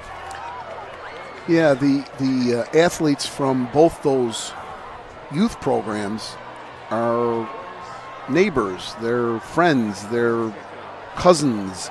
I don't know if there's a boundary which allows the kids to play on a certain team, but obviously both these teams know each other. They play basketball against each other, track and field, baseball, lacrosse. And so there's a lot of rivalry between the 2. And I think when this game ends, everybody's going to shake hands and hopefully go their own way and do well against the remaining schedule. But for now, this next 24 minutes, I'm not sure if it's one Webster. Let's see if we can get a game out of this. George, you were getting a couple of score updates. I can confirm that this one remains, and they're just coming out of halftime. Yep, we were able to get some phone calls in here. Victor 14, Brighton 7 in a tight game over at Brighton. And it looks like Hilton with a 13-7 lead over Penfield. Both very tight games, and I do know that Aquinas is beating Fairport 14-7.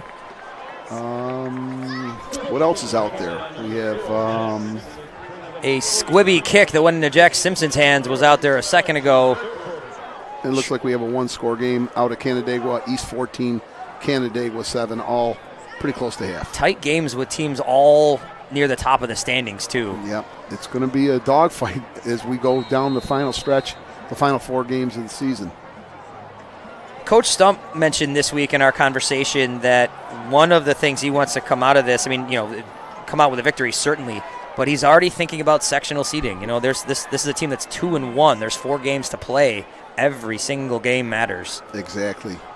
There's 15 teams in Class A, so you've got to really pay attention right out of the gate. Hilfiger rolls right, finds his man. He's got DeRosa. DeRosa into space. Shrugs off a tackle. He's still loose.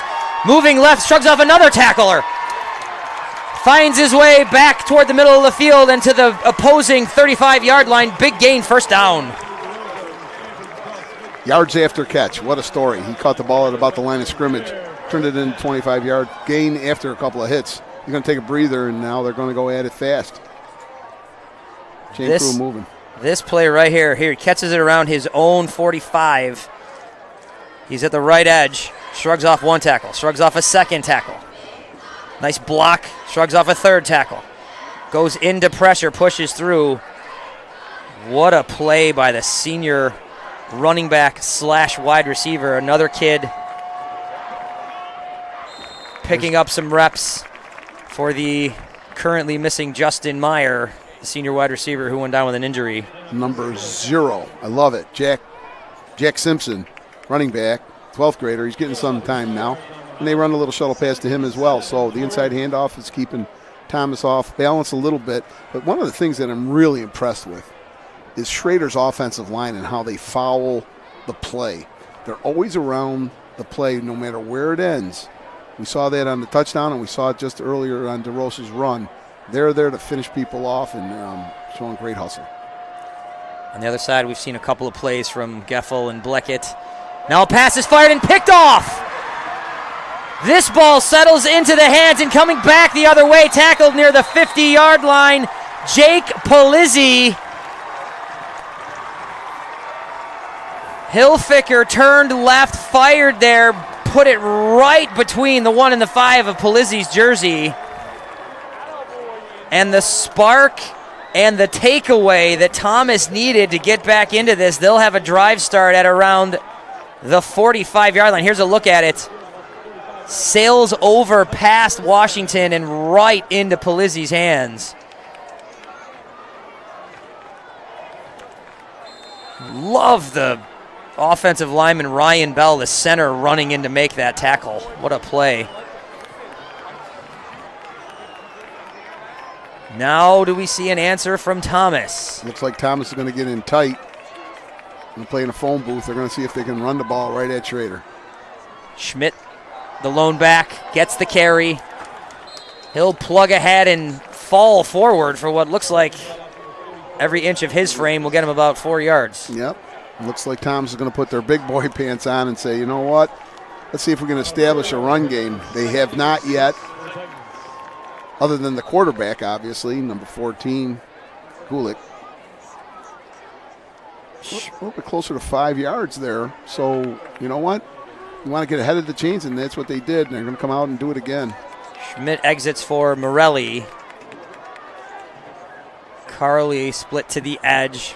Morelli behind his fullback. Morelli gets the carry. Bounces off one tackler, but stood up, and he's going to get pushed back.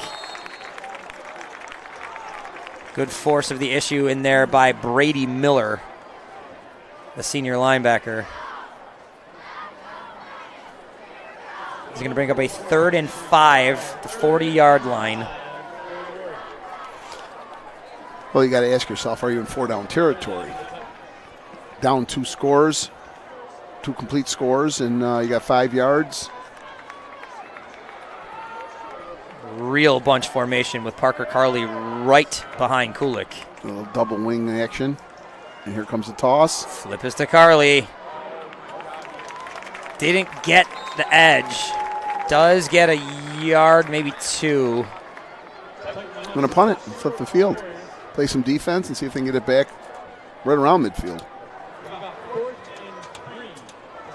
Now this is interesting because Coach Stump didn't hesitate to go for it on 4th down in almost the exact same situation.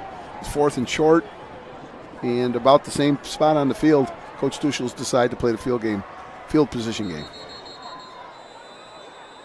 Maybe. Here's a timeout has been called by Webster Thomas. Yep. They're going to think things over. You think things over, but come right back here after this timeout. You're watching all this on the Varsity Media Sports Network. Varsity Media offers live streaming services for any sport. With human beings behind the camera, you can expect the proper coverage angles during each game. We offer customizable options such as live scoreboard, multiple cameras, instant replay, graphics, and even announcers. Find out how you can save $100 off a live stream package with Varsity Media by calling 516-403-2050 or email ben@varsitymedia.net. Feel like your game film is too stagnant and not providing you with the insight that your coaches had hoped for? Varsity Media offers game film to help your coaches develop a game plan to execute on game day. Our current clients love the Varsity Media difference, which includes more insightful camera angles and a speedy upload process. Start building your championship team today with award. And we are back with a 4th down play, and it appears Thomas has changed their minds. That timeout now brings Kulik out onto the field with Carley in the backfield with him. 2 receivers wide. Marlin closer to our side. Kulik takes the snap, rolling to his right. He's got pressure coming from behind him, fires downfield. His man fell down, almost picked off. Marlin slipped up, and then back in coverage was Gavin Horton. So after that sequence, this is going to end with Schroeder taking over on downs at their own 38-yard line. Coach, maybe not as monumental as the interception that was negated and followed up a couple plays later by the touchdown, but that's another swing right there. Yeah, the 4th down stop actually was better for Schroeder to drop that ball because obviously he would have picked up about 30 yards in the interception. But I like the fact that Coach Duschel said, you know what, we're here to play football. Let's see if we can get the 1st down and maybe count on our defense to get it back again. Hilfiger put DeRosa in motion, then decides to take it himself up the middle, a gain of about 3. I'll bring up a 2nd and 7.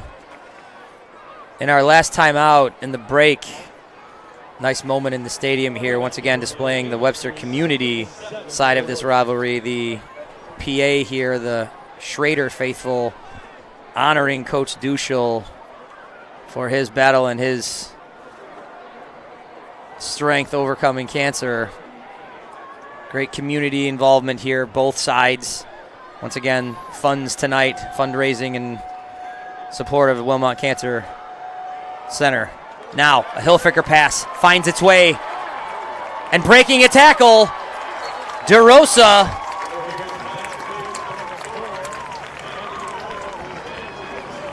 We were mentioning during the break that there hasn't been much of an established, maybe that's the word I need to use there, established Schroeder run game. Plays like that, I know that's a swing pass that he threw that 15 yards. That has been their run game. Yeah, they're trying to get DeRosa the ball in space. Obviously, they've worked this system, getting the ball to their running back with an extended handoff. Basically, the quarterback has done an excellent job of getting the ball on the money. DeRosa's become a real weapon And Hilfiger has been right on the money also with number 8, Gavin Horton. Horton with that last reception on a quick hitter. Another gain, another first down.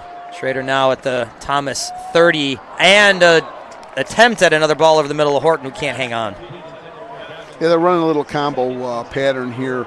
They're trying to get the outside linebacker on the play side to widen with DeRosa. As he widens, they're trying to get number 8, Gavin Horton, behind it. So there's a combination of being able to go to DeRosa behind the line of scrimmage, or Horton on about a 6-yard slant, and Hilfiger's done a nice job of working that combination. You had another look in there at Dom Bleckett, defensive lineman, offensive lineman, one of the leaders, one of those pair of returning starters for this Thomas Titans team. Playing a dynamite game here and battling against Hilfiger, who gives to DeRosa. DeRosa shrugs off a tackle. Flag comes in. In the area of a hold. Yep.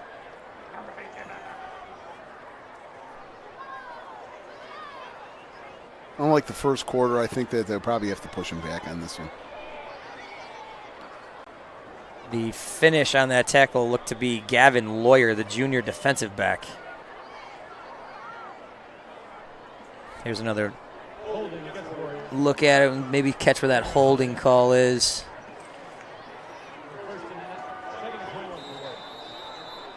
Somewhere in those mitts, maybe the right tackle right there. Nonetheless, irregardlessly, which is not a word, folks. A 2nd and long here. Hilfiger standing back, firing left, lobs one over the top, had a man dropped. That's Horton. Been singing his praises all night. Couple plays in a row where he just can't quite find the handle. Doesn't take away any of the great things that young man has done tonight. But this is going to bring up a 3rd and long. Long throw right here.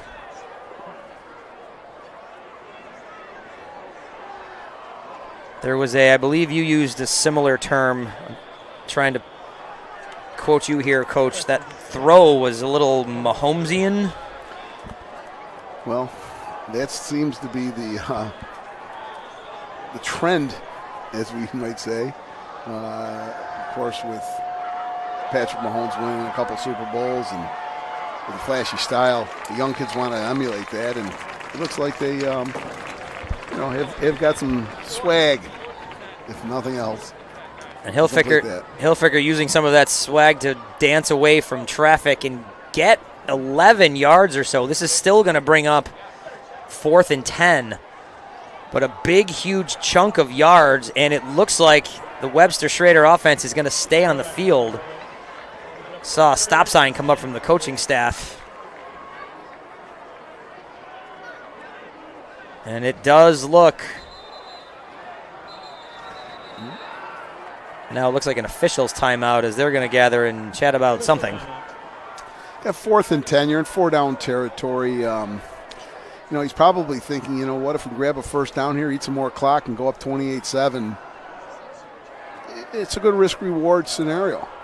If he gets stopped, the other team, Thomas, has got to go 70 yards. They've only done that really one time with the long run by Kulik, right. Well, nonetheless, here we go. 4th and 10. Here's that inside play. Snuffed out this time. DeRosa nowhere to go. Going to the well, one's too many. Yep, Thomas had that scouted out. They probably talked about it at halftime. Schroeder has gone to that play about 4 times, especially in little crucial situations, and Thomas snuffs it out. Again, no risk, very little risk. I think that's a big key with what you're saying, Coach. There was no risk there at all. In on the tackle, Michael Wells among a host of Titans. So your next broadcast, folks, on the Varsity Media Sports Network, that is 1 week from tonight, 7 p.m. Coach, the Irondequoit Eagles hosting the Victor Blue Devils. We hope to Get everybody on their screens watching that one if you can't make it out to the stadium that night. Should be a good one. Handoff inside, busting through, breaking through some contact, Jonathan Schmidt. Nice first down piece of running there. And that's going to move the chains quickly for Thomas as they look to find some rhythm right here and maybe try to get this to a one-score game. Yeah, that's probably the best running back run we've had from behind center the whole night. Nice 10-yard pickup. Have to be patient.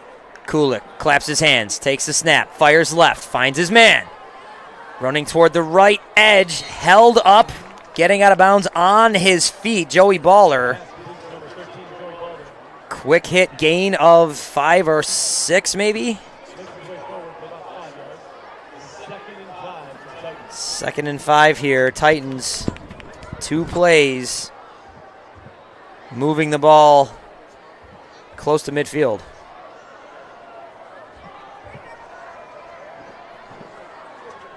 Sean Marlin split wide to our side.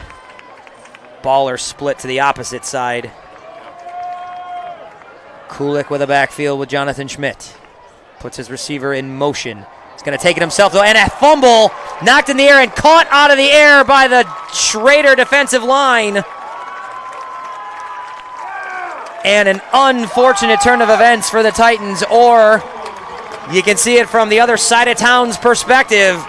What a play for the Warriors, specifically Brady Zenkel. Here it is again. Kulik, when he went to pull the ball down and step, he just did not have it clean. Turnover battles, 4-1. Talked about it all night. We talked about it in pregame. You've got to protect the football in a close rivalry game. Now we'll see if Schroeder starts to think about taking their foot off the gas a little bit in running the ball.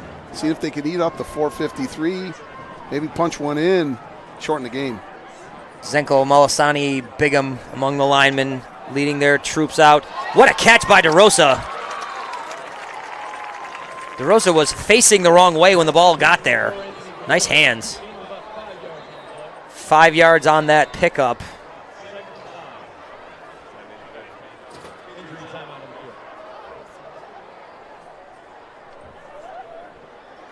We're going to pause here, folks. Stay with us. The Battle of Webster. And you're watching on the Varsity Media Sports Network.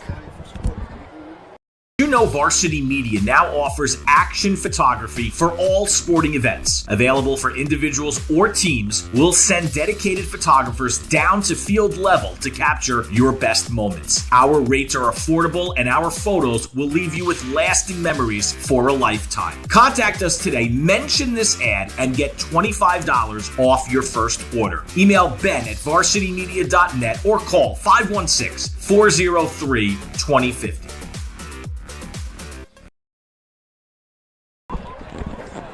Back to Webster, Schroeder High School, site of this big rivalry matchup.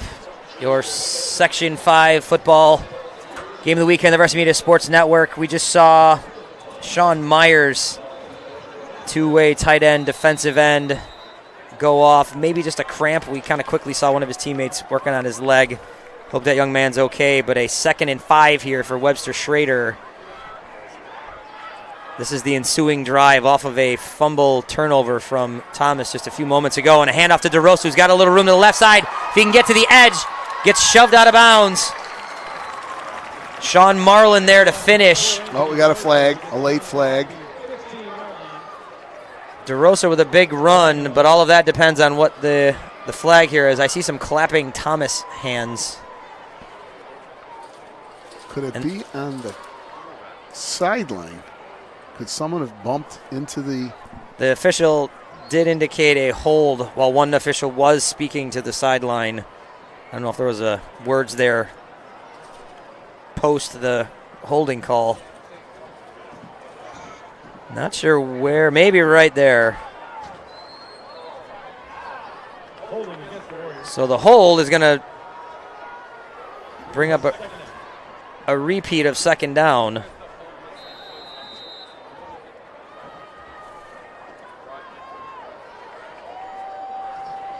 Hilfiker, handoff to DeRosa, barrels through.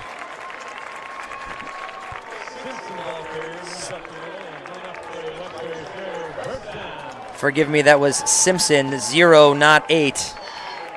Love that number 0. Shout out to my zeros. That carry does get Schroeder a first down.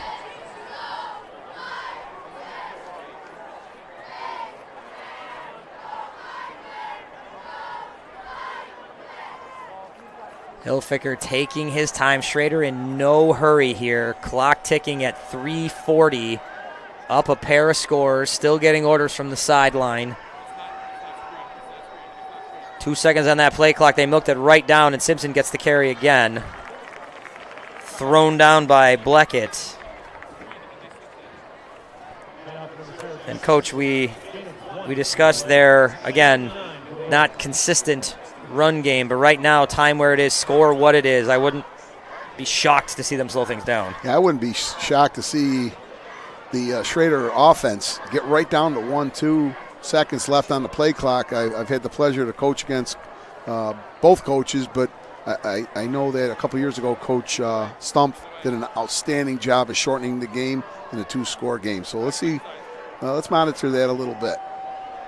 Hilfiker with a ticking play clock. He is going to roll right under pressure. Slings it, finds his man, gets it out into space into the hands of Casey Burns. Burns gets shoved out of bounds for another Schroeder first down. Shane Gang will move it. Now you got to ask yourself, who's going to win the war of attrition? The offensive lines have been battling now for 3/4 of a game. What kind of pass rush are you going to get out of your defensive linemen? You know, the run game starts to open up now, and don't be surprised if Thomas gets a steady dose of DeRosa here, carrying the football on counter gap or something right up the middle. Play clock once again ticking down. Hilfiker looking DeRosa's way, finds him, touchdown! Coach, you predicted the future there, my good sir. Steady dose of DeRosa. Hilfiker looked his whole way the whole time. A pretty ball into space that DeRosa could basically just run through, and he takes it in the end zone for the Schroeder touchdown. You can tell that this Schroeder passing attack has spent some time together over the course of the years. I'm not talking about just the summer, but I think this group of kids have been around each other for a long time. That ball was thrown to space. It was basically throwing him open. Ball was gone before he made his cut, and you can see right there the ball's gone and just over the leaping defensive back too. What a ball from the quarterback. Nice play. Lender's kick goes through to make this a 28-7 ball game. Don't want to take anything away from what the Titans have done.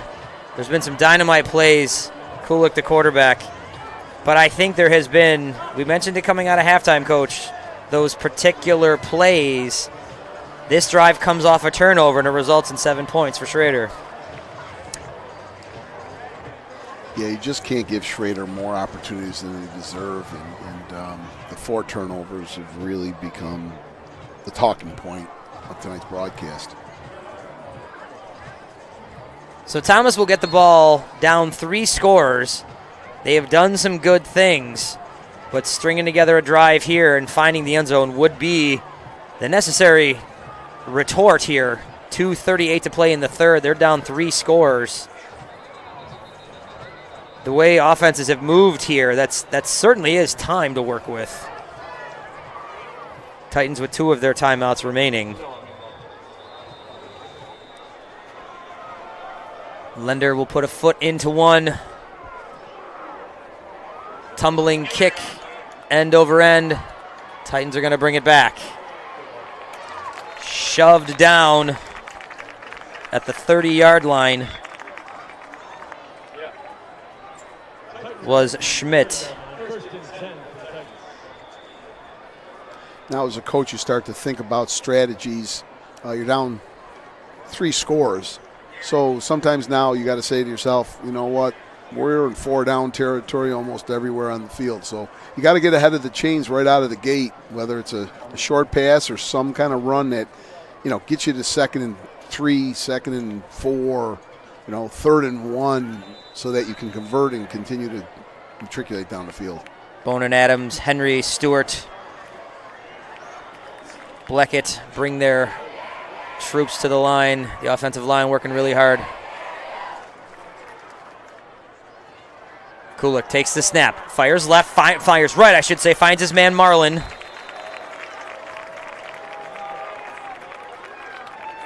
My left, his right. There was my confusion. Not that I need to explain myself. Marlin picks up a quick first down, clock moving to 20. Titans trying to move the ball here, answer that last score.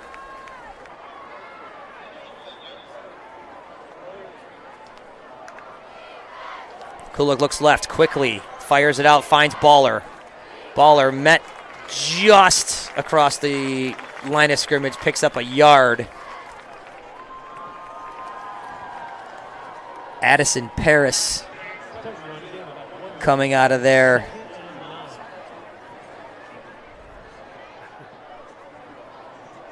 Paris, the senior defensive lineman for these Warriors.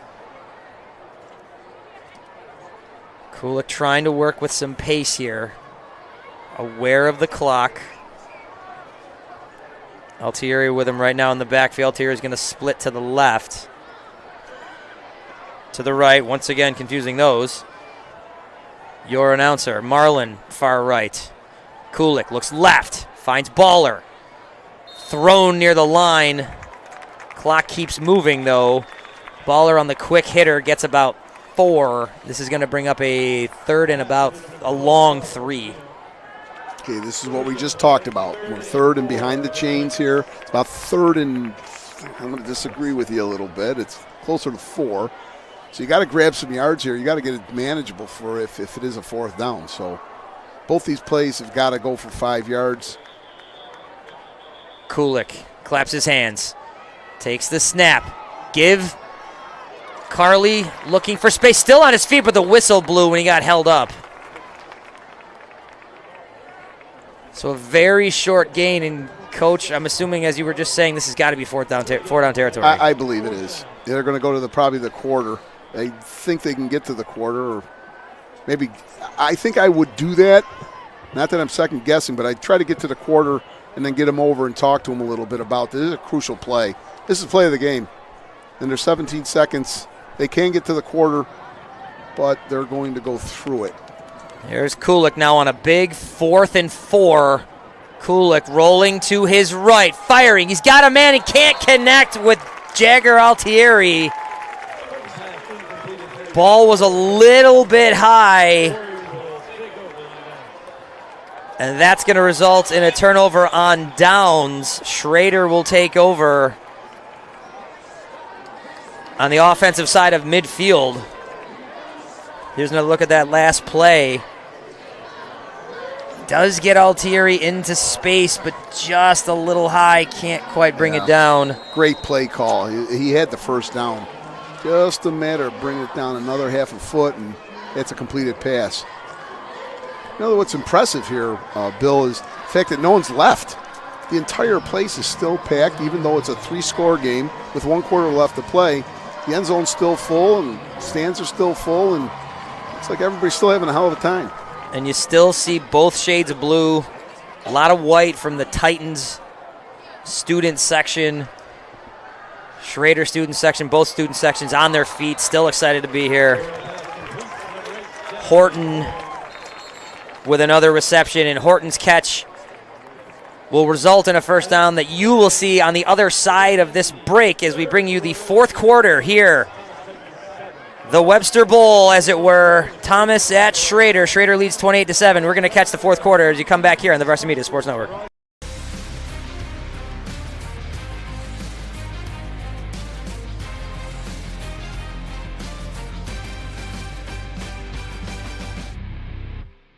Did you know Varsity Media now offers action photography for all sporting events? Available for individuals or teams, we'll send dedicated photographers down to field level to capture your best moments. Our rates are affordable and our photos will leave you with lasting memories for a lifetime. Contact us today, mention this ad, and get $25 off your first order. Email ben@varsitymedia.net or call 516-403-2050.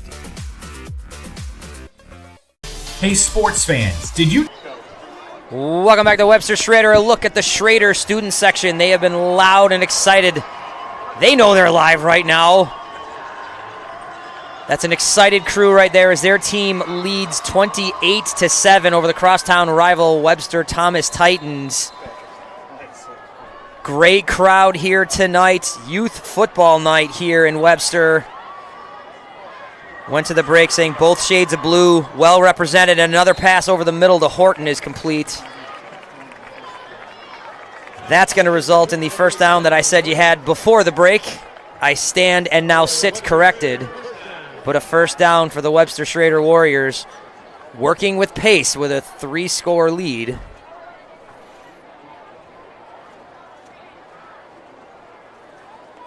And as I say that, of course, Hilfiger takes his time. Play clock at 20.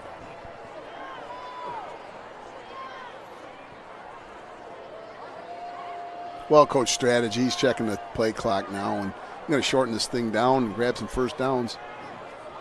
DeRosa in motion. Hilfiger drops back, firing over the middle, downfield. Washington's down there into traffic, knocked away. Good coverage down there from Sean Marlin.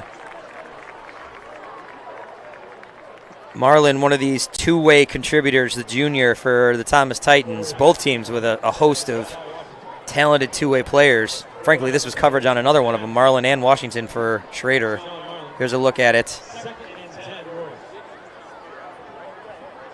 That ball had about 36 air yards. This Hilfiger kid certainly with the arm.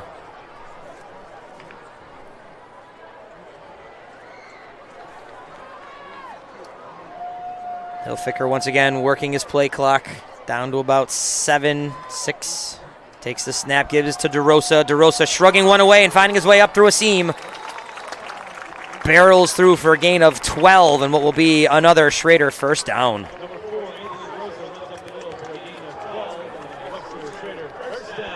I'm looking at Anthony DeRosa's physical build here. He's a 12th grader, 5'6", 150, but he's playing way bigger than that tonight. I think 150 might be underselling him, but you're right. He's playing bigger than any of that sounds. He also may have been shaken up there. He steps off. On steps Jack Simpson.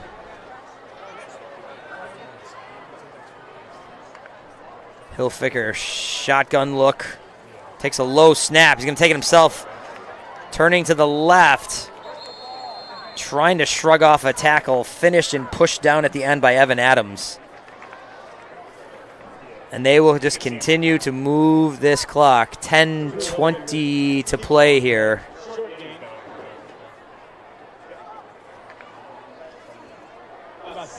Lots of times coaches will refer to this as a burn period. They're going to take the play clock all the way down, run the ball, keep the game clock running. You know, if they come away with points, great. If they don't, you're looking at 8 minutes left in the game and down up three scores. Beecher and Horton lined wide to the right. Washington wide left. Simpson in the backfield, and Simpson's going to get the carry. Simpson bouncing right. Shrugs through a tackle.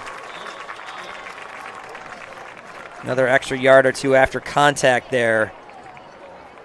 And he gets a first down inside the 10. This is going to set up a first and goal here for the Warriors. Warriors slowly moving toward pay dirt once again. Thomas looking for a stop here. Looking for some sort of spark. 9.5 to play, down 3 scores currently. No one on that defense is dragging. No heads are down. Both sides still battling hard here. Hilfiger takes a snap. Handoff. Running right, little bit of daylight, and into the end zone for the touchdown is Jack Simpson.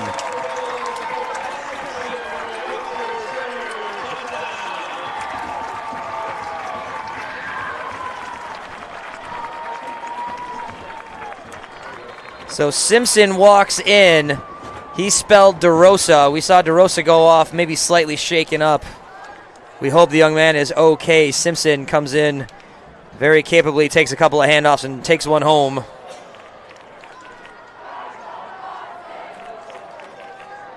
Got a personal foul on the defense. It looks like they'll have that marked off on the kickoff.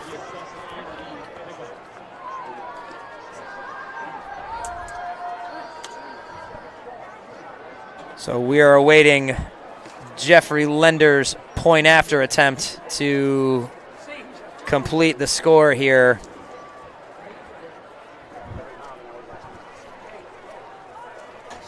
Lender will kick out of a hold from Ryan Beechner.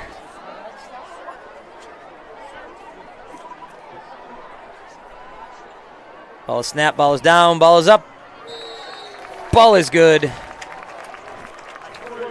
And that extra point gives you a 35-7 score here in favor of Schroeder. Here's a look at the score. Great interior blocking. Simpson with all kinds of room to just run free to his right. Simpson with a little celebratory jump there with Horton, both of them finding the end zone today. Right now, Horton and Simpson bookending the score tonight. Continued loud atmosphere here at Webster. Schroeder, the home team, this side of town, if you will. Schroeder leading Thomas in this battle of two Webster squads. And, Coach, I don't think the scoreboard really says the fight that Thomas did give tonight. There are, once again, mentioning the particular plays. Turnover here, missed fourth down there. But they moved the ball at times. They had some shots. This wasn't as one-sided as the scoreboard says. Believe me, I've been on the wrong end of this score before, and what you're trying to tell your kids now is play as hard as you possibly can. Let's use this 9 minutes as the first 9 minutes of next week's game. And that's the way you've got to approach it. Keep your heads. Play hard. If you don't play hard, bad things happen. People get hurt. You want to make sure that everybody's on the same page and play hard until the very end of the game. Lender's kick flies over Schmidt's head. I believe the penalty we referred to earlier might have made that kick a little closer. Here's a look at Thomas's schedule. Big win in opening day against East Ridge. Lost to Victor. Great win last week against Penfield. This game not done with 9 minutes left, but Schroeder in control. Thomas will look ahead to take on Brighton next week. Battle with a coaching staff that I have some familiarity with against Irondequoit in a couple of weeks. Churchville, Gates, Chili. Thomas will take on a pair of different Chili schools to close out the schedule. Not an easy run through that portion of Class A. Some talented teams in there. With 15 teams in Class A, it's going to be very difficult to get in. I believe with less than 4 wins. You never know, but there's some teams out there that are presently undefeated, and it looks like we have a new quarterback in there. Now a lefty sling from Joe Ferretti. Ferretti, pardon me, young man.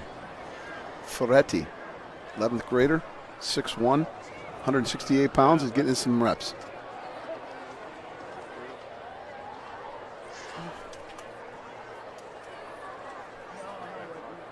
Ferretti will take this snap.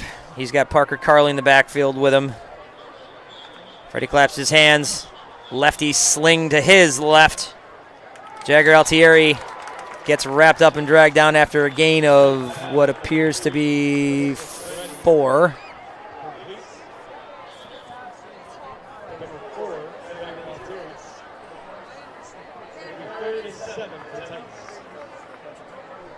Coach, this is an opportune time to see what Ferretti can bring at different spells. He's still working with primarily what has been the first team receiver set today.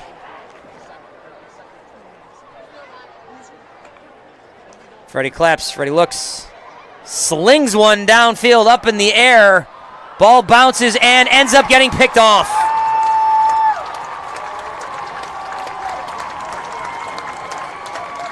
into traffic. It bounces around and ends up in the hands of Ryan Beechner. And another one of these talented two-way receiver defensive backs brings it down. Here's another look at it. Bounces around. And it ends up in the hands of Beechner. Garrett Conger comes into your screen there. Excited as the Warriors will take over once again. The Song of the Warrior playing here in the stadium as the Warriors come set. 35-7 lead, a little over 8 minutes to play. Hilfiger once again behind center quite a bit as Santino Rosso will get the carry here. Rosso looking to run right, shrugs off a tackle, shrugs off another tackle. Story of this half, runners bouncing through traffic for the Warriors. It's a great time for some of the guys that have not gotten a chance to get into the game on both sides of the ball. We give the first stringers credit for what they've tried to bring to the game tonight, and now it's time to give somebody else a chance to show what they can do. Britton Rude's in there, part of the line right now, rotating in, the senior.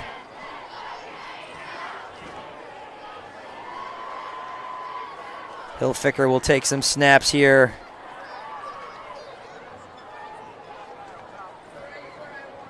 Kevin DeJesus has rotated in as well on that talented offensive, the depth of that talented offensive line. As another give moves to the right, bouncing away was Rosso once again. And now maybe little bit of frustration, temper starting to flare just a smidge.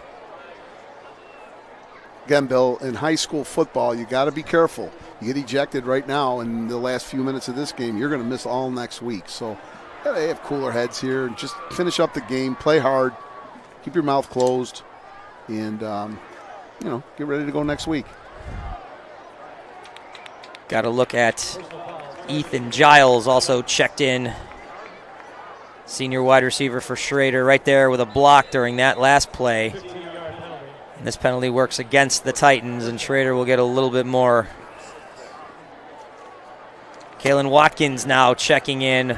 Watkins will, I believe, take this snap. Watkins, the freshman quarterback.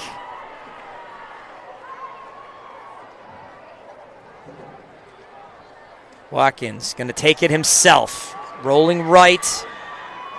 Tries to shrug away and gets wrestled out of bounds. Parker Carley with the takedown. Kalen Watkins, 6'1", 180, ninth grade quarterback.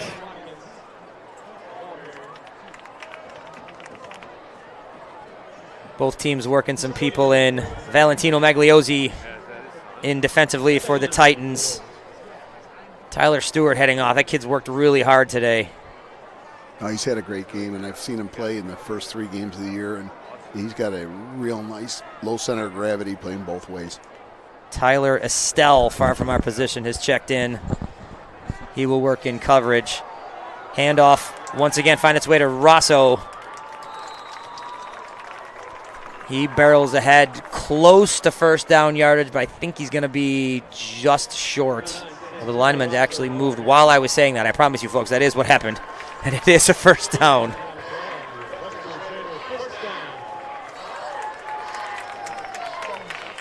Rosso with some good strong runs here. He will operate in the backfield with Kalen Watkins.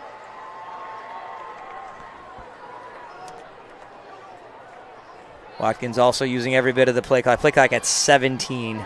He's in no hurry here as the game clock clicking away at 5:25. Line is set. Watkins gives to Rosso once again. Rosso looking to turn the right edge. Bangs into a couple of tacklers. He gets taken down at the 5-yard line. Aiden Gordonier in there blocking. Gordonier, the junior wide receiver. Got Got to look at Tyler Riggy in there also on the offensive line in the rotation here for Webster Schroeder.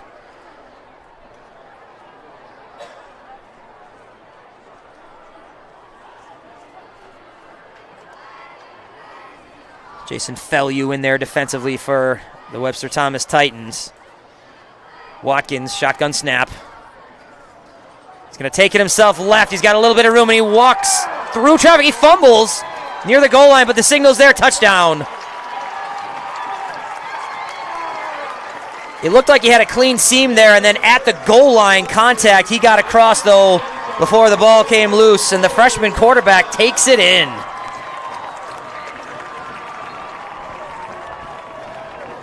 First varsity touchdown, what a thrill it is for him and his family.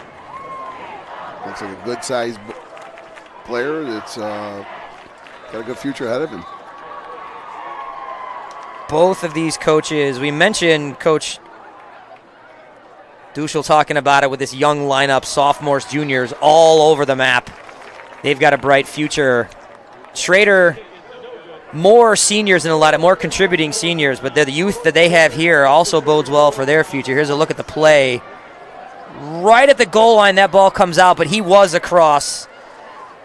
Touchdown Warriors. You see hands going up there from Aiden Gordonier. You're right, Coach. What a thrill for that freshman quarterback.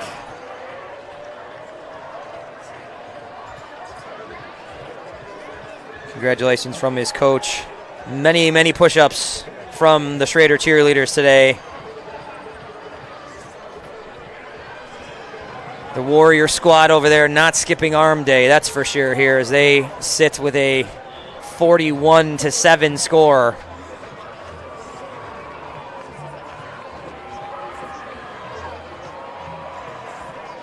Previously mentioned, the Webster Schroeder Warriors' next contest will be hosting the Hilton Cadets in a rematch of last year's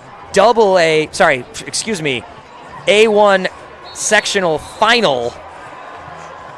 Hilton, now in AA, wins A1 last year, beating Schroeder in the sectional final. Hilton, a good run to the state semifinal, beating a very talented Schroeder team of a year ago. And an exciting rematch next Friday night, and that'll be right here at Webster Schroeder.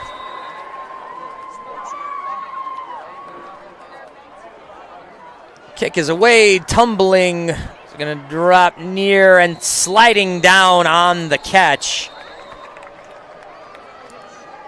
Charles Shortino establishes a drive start at around the 18-yard line. That's where Thomas will put the ball in play here. Coach, the scoreboard says we've got kind of a one-sided affair here in this Webster battle. If you're the Titans, and you spoke to this perhaps on the last drive, and, I maybe at the risk of repeating things, but, what's the mentality here? You said, use the 9 minutes to start the next game. Is it still, let's see what we got here in 4:30, use these minutes to look into next week? Yeah, I see a lot of fresh jerseys out there, and I think that it's the time for them to, show what they can get on film. And next week's game is, another adventure. You got to put it behind you here. Schroeder's going to enjoy this game for probably about 24 hours. And Thomas has got to kind of, lick their wounds a little bit for about the same amount of time, and then you got to get ready. Both these teams play Irondequoit down the road. Irondequoit's playing tomorrow at 3 o'clock versus Eastridge. So I'm sure their coaching staffs will be busy tomorrow at 3 in the bleachers over at Irondequoit. Carry was by Marco Morelli. We saw Ben Adams check in at wide receiver. Came in near a block there toward the end of the play. Turning, firing left into space. Maybe a little miscommunication. Shortino went into a block. Ferretti's pass falling incomplete. Third down for the Titans.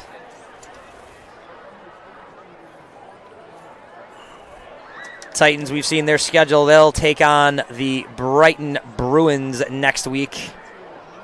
That game will be hosted by Webster. A pair of games next weekend here in Webster. Ferretti trying to escape, trying to escape, and gets thrown down. Nice tackle in the backfield there. Good pressure came from Daniel Gwelly. Gwelly, the junior linebacker. Here's a look at it right here. Shrugs off that block. Sort of got chipped. Frustration there visibly from Evan Adams, who has played a very good game, the left guard.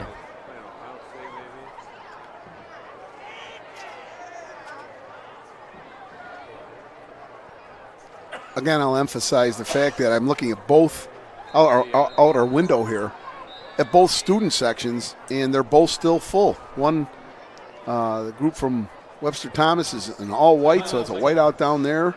And to our right, we have the construction crew with our, what would you call it, the pink and the green and the, what is that? You're an art teacher. There is an awful lot of neon. Let's call it neon. There's an early 90s vibe going on over there that is very eye-catching. Okay. I would hope that some of those construction workers can get down my street. I got some potholes, some curb work, some sidewalk. Why are they at a football game when they can be, doing their job? I think this is a student section that's... Oh, boy, with the hard hats. I think with the color and the neon, and I think this is a student section that one could maybe see from outer space. Punt is in the air and away. It's going to bounce near midfield. This is take a Schroeder bounce. Kind of scoots past Max Mortellaro.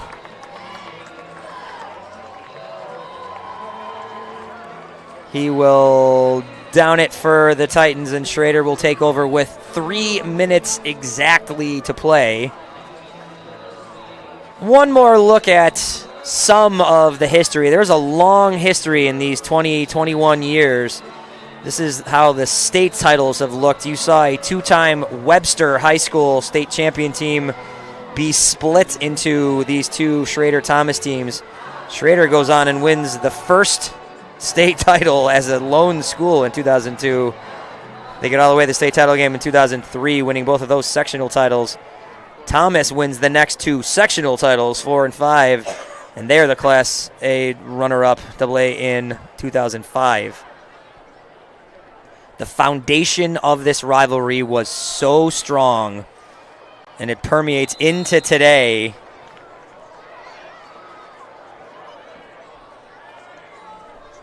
Under center on that play was Daniel Hilfiker, younger brother of Drew Hilfiker.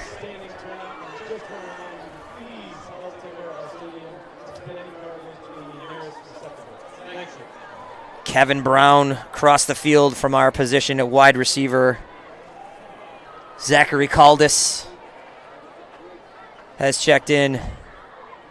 Hilfiker in the shotgun. Handoff, still pushing through a tackle or two, gain of a couple of yards.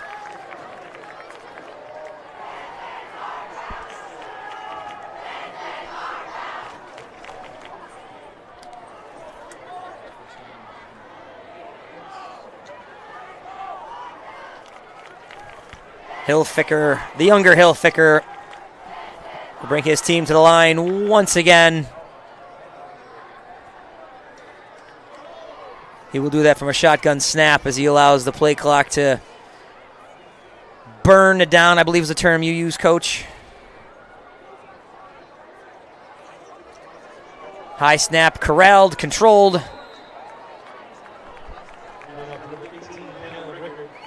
Rickard with the carry.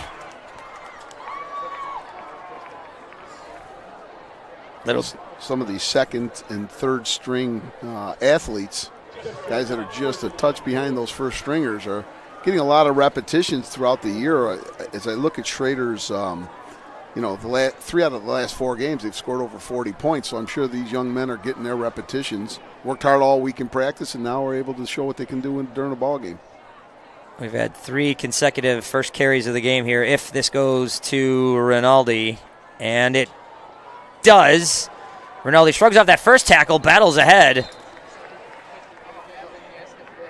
Richard Rinaldi, the sophomore running back, gets his first carry of the game as we are under a minute to play here in Webster Schroeder on what was a beautiful, beautiful night weather-wise. A wonderful evening for the Webster community. A battle that dates back 21 years. We just saw the graphic. Coach Schroeder had their number yet again. Thomas has lost the last few. We mentioned this before, this was much closer than that score indicates. This was a slugfest, especially going into halftime. A couple swings here and there, and we get the score we have here.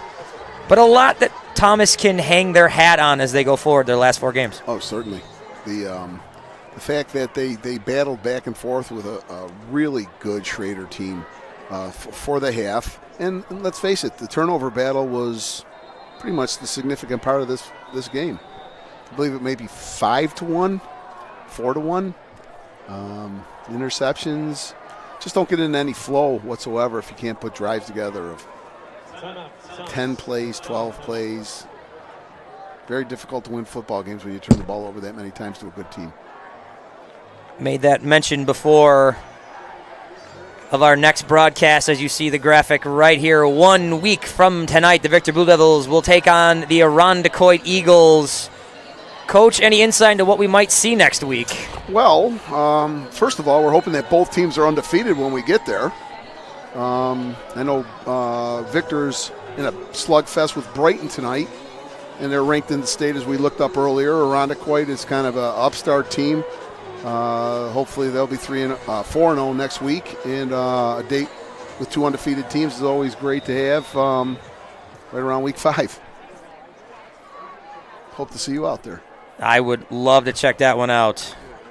Ferretti takes the snap, gives to Jagger Altieri. Altieri still on his feet. Dragged down at the end, that appears to be Aiden Gordonier. Victor, fourth quarter, has a 21-14 lead. 21-14, okay. Not sure how much time is left in that game. Brighton's played very well.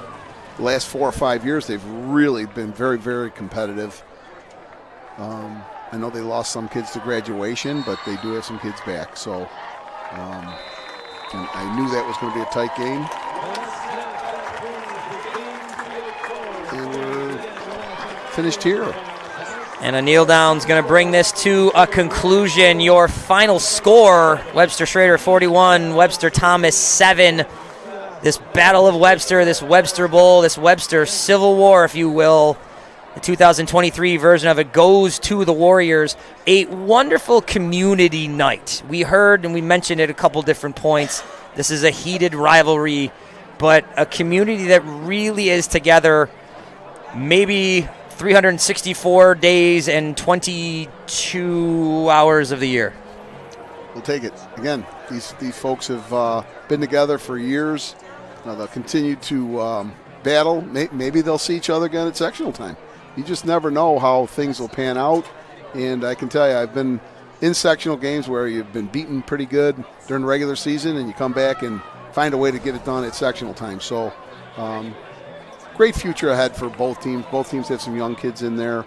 They both have great feeder programs. This youth young kids in there. They both have great feeder programs. This youth program was out here tonight in force. And football is alive and well in Webster, New York. I think unofficially, Anthony DeRosa, maybe the player of the game. We saw him make a lot of plays. I think he can make a case for Gavin Horton. He had that interception, made a few outstanding catches. I think Hilfiker certainly gets his props. He's an excellent quarterback. But maybe DeRosa and Horton, they lead the way. Between them, 3 touchdowns tonight. And that would be the difference on the scoreboard. Yep, I will agree with that. I want to thank all the coaches that helped us with our material and our stats and our roster assistants. Want to thank George Giordano, the coach, the guru, beside me here for all his insights this evening. You can't see this game without Patrick and Ryan out there. Gentlemen, great job getting all the shots tonight. Got to thank Joel sitting beside me in the command center, pushing all the buttons. Want to thank the Webster fans who periodically seem to enjoy us yelling through this window. And on behalf of Varsity Media, with George Giordano, I am Bill Smith, signing off from Webster. Your final score, the Webster Schroeder Warriors 41, the Webster Thomas Titans 7. Thank you. Good night, everybody.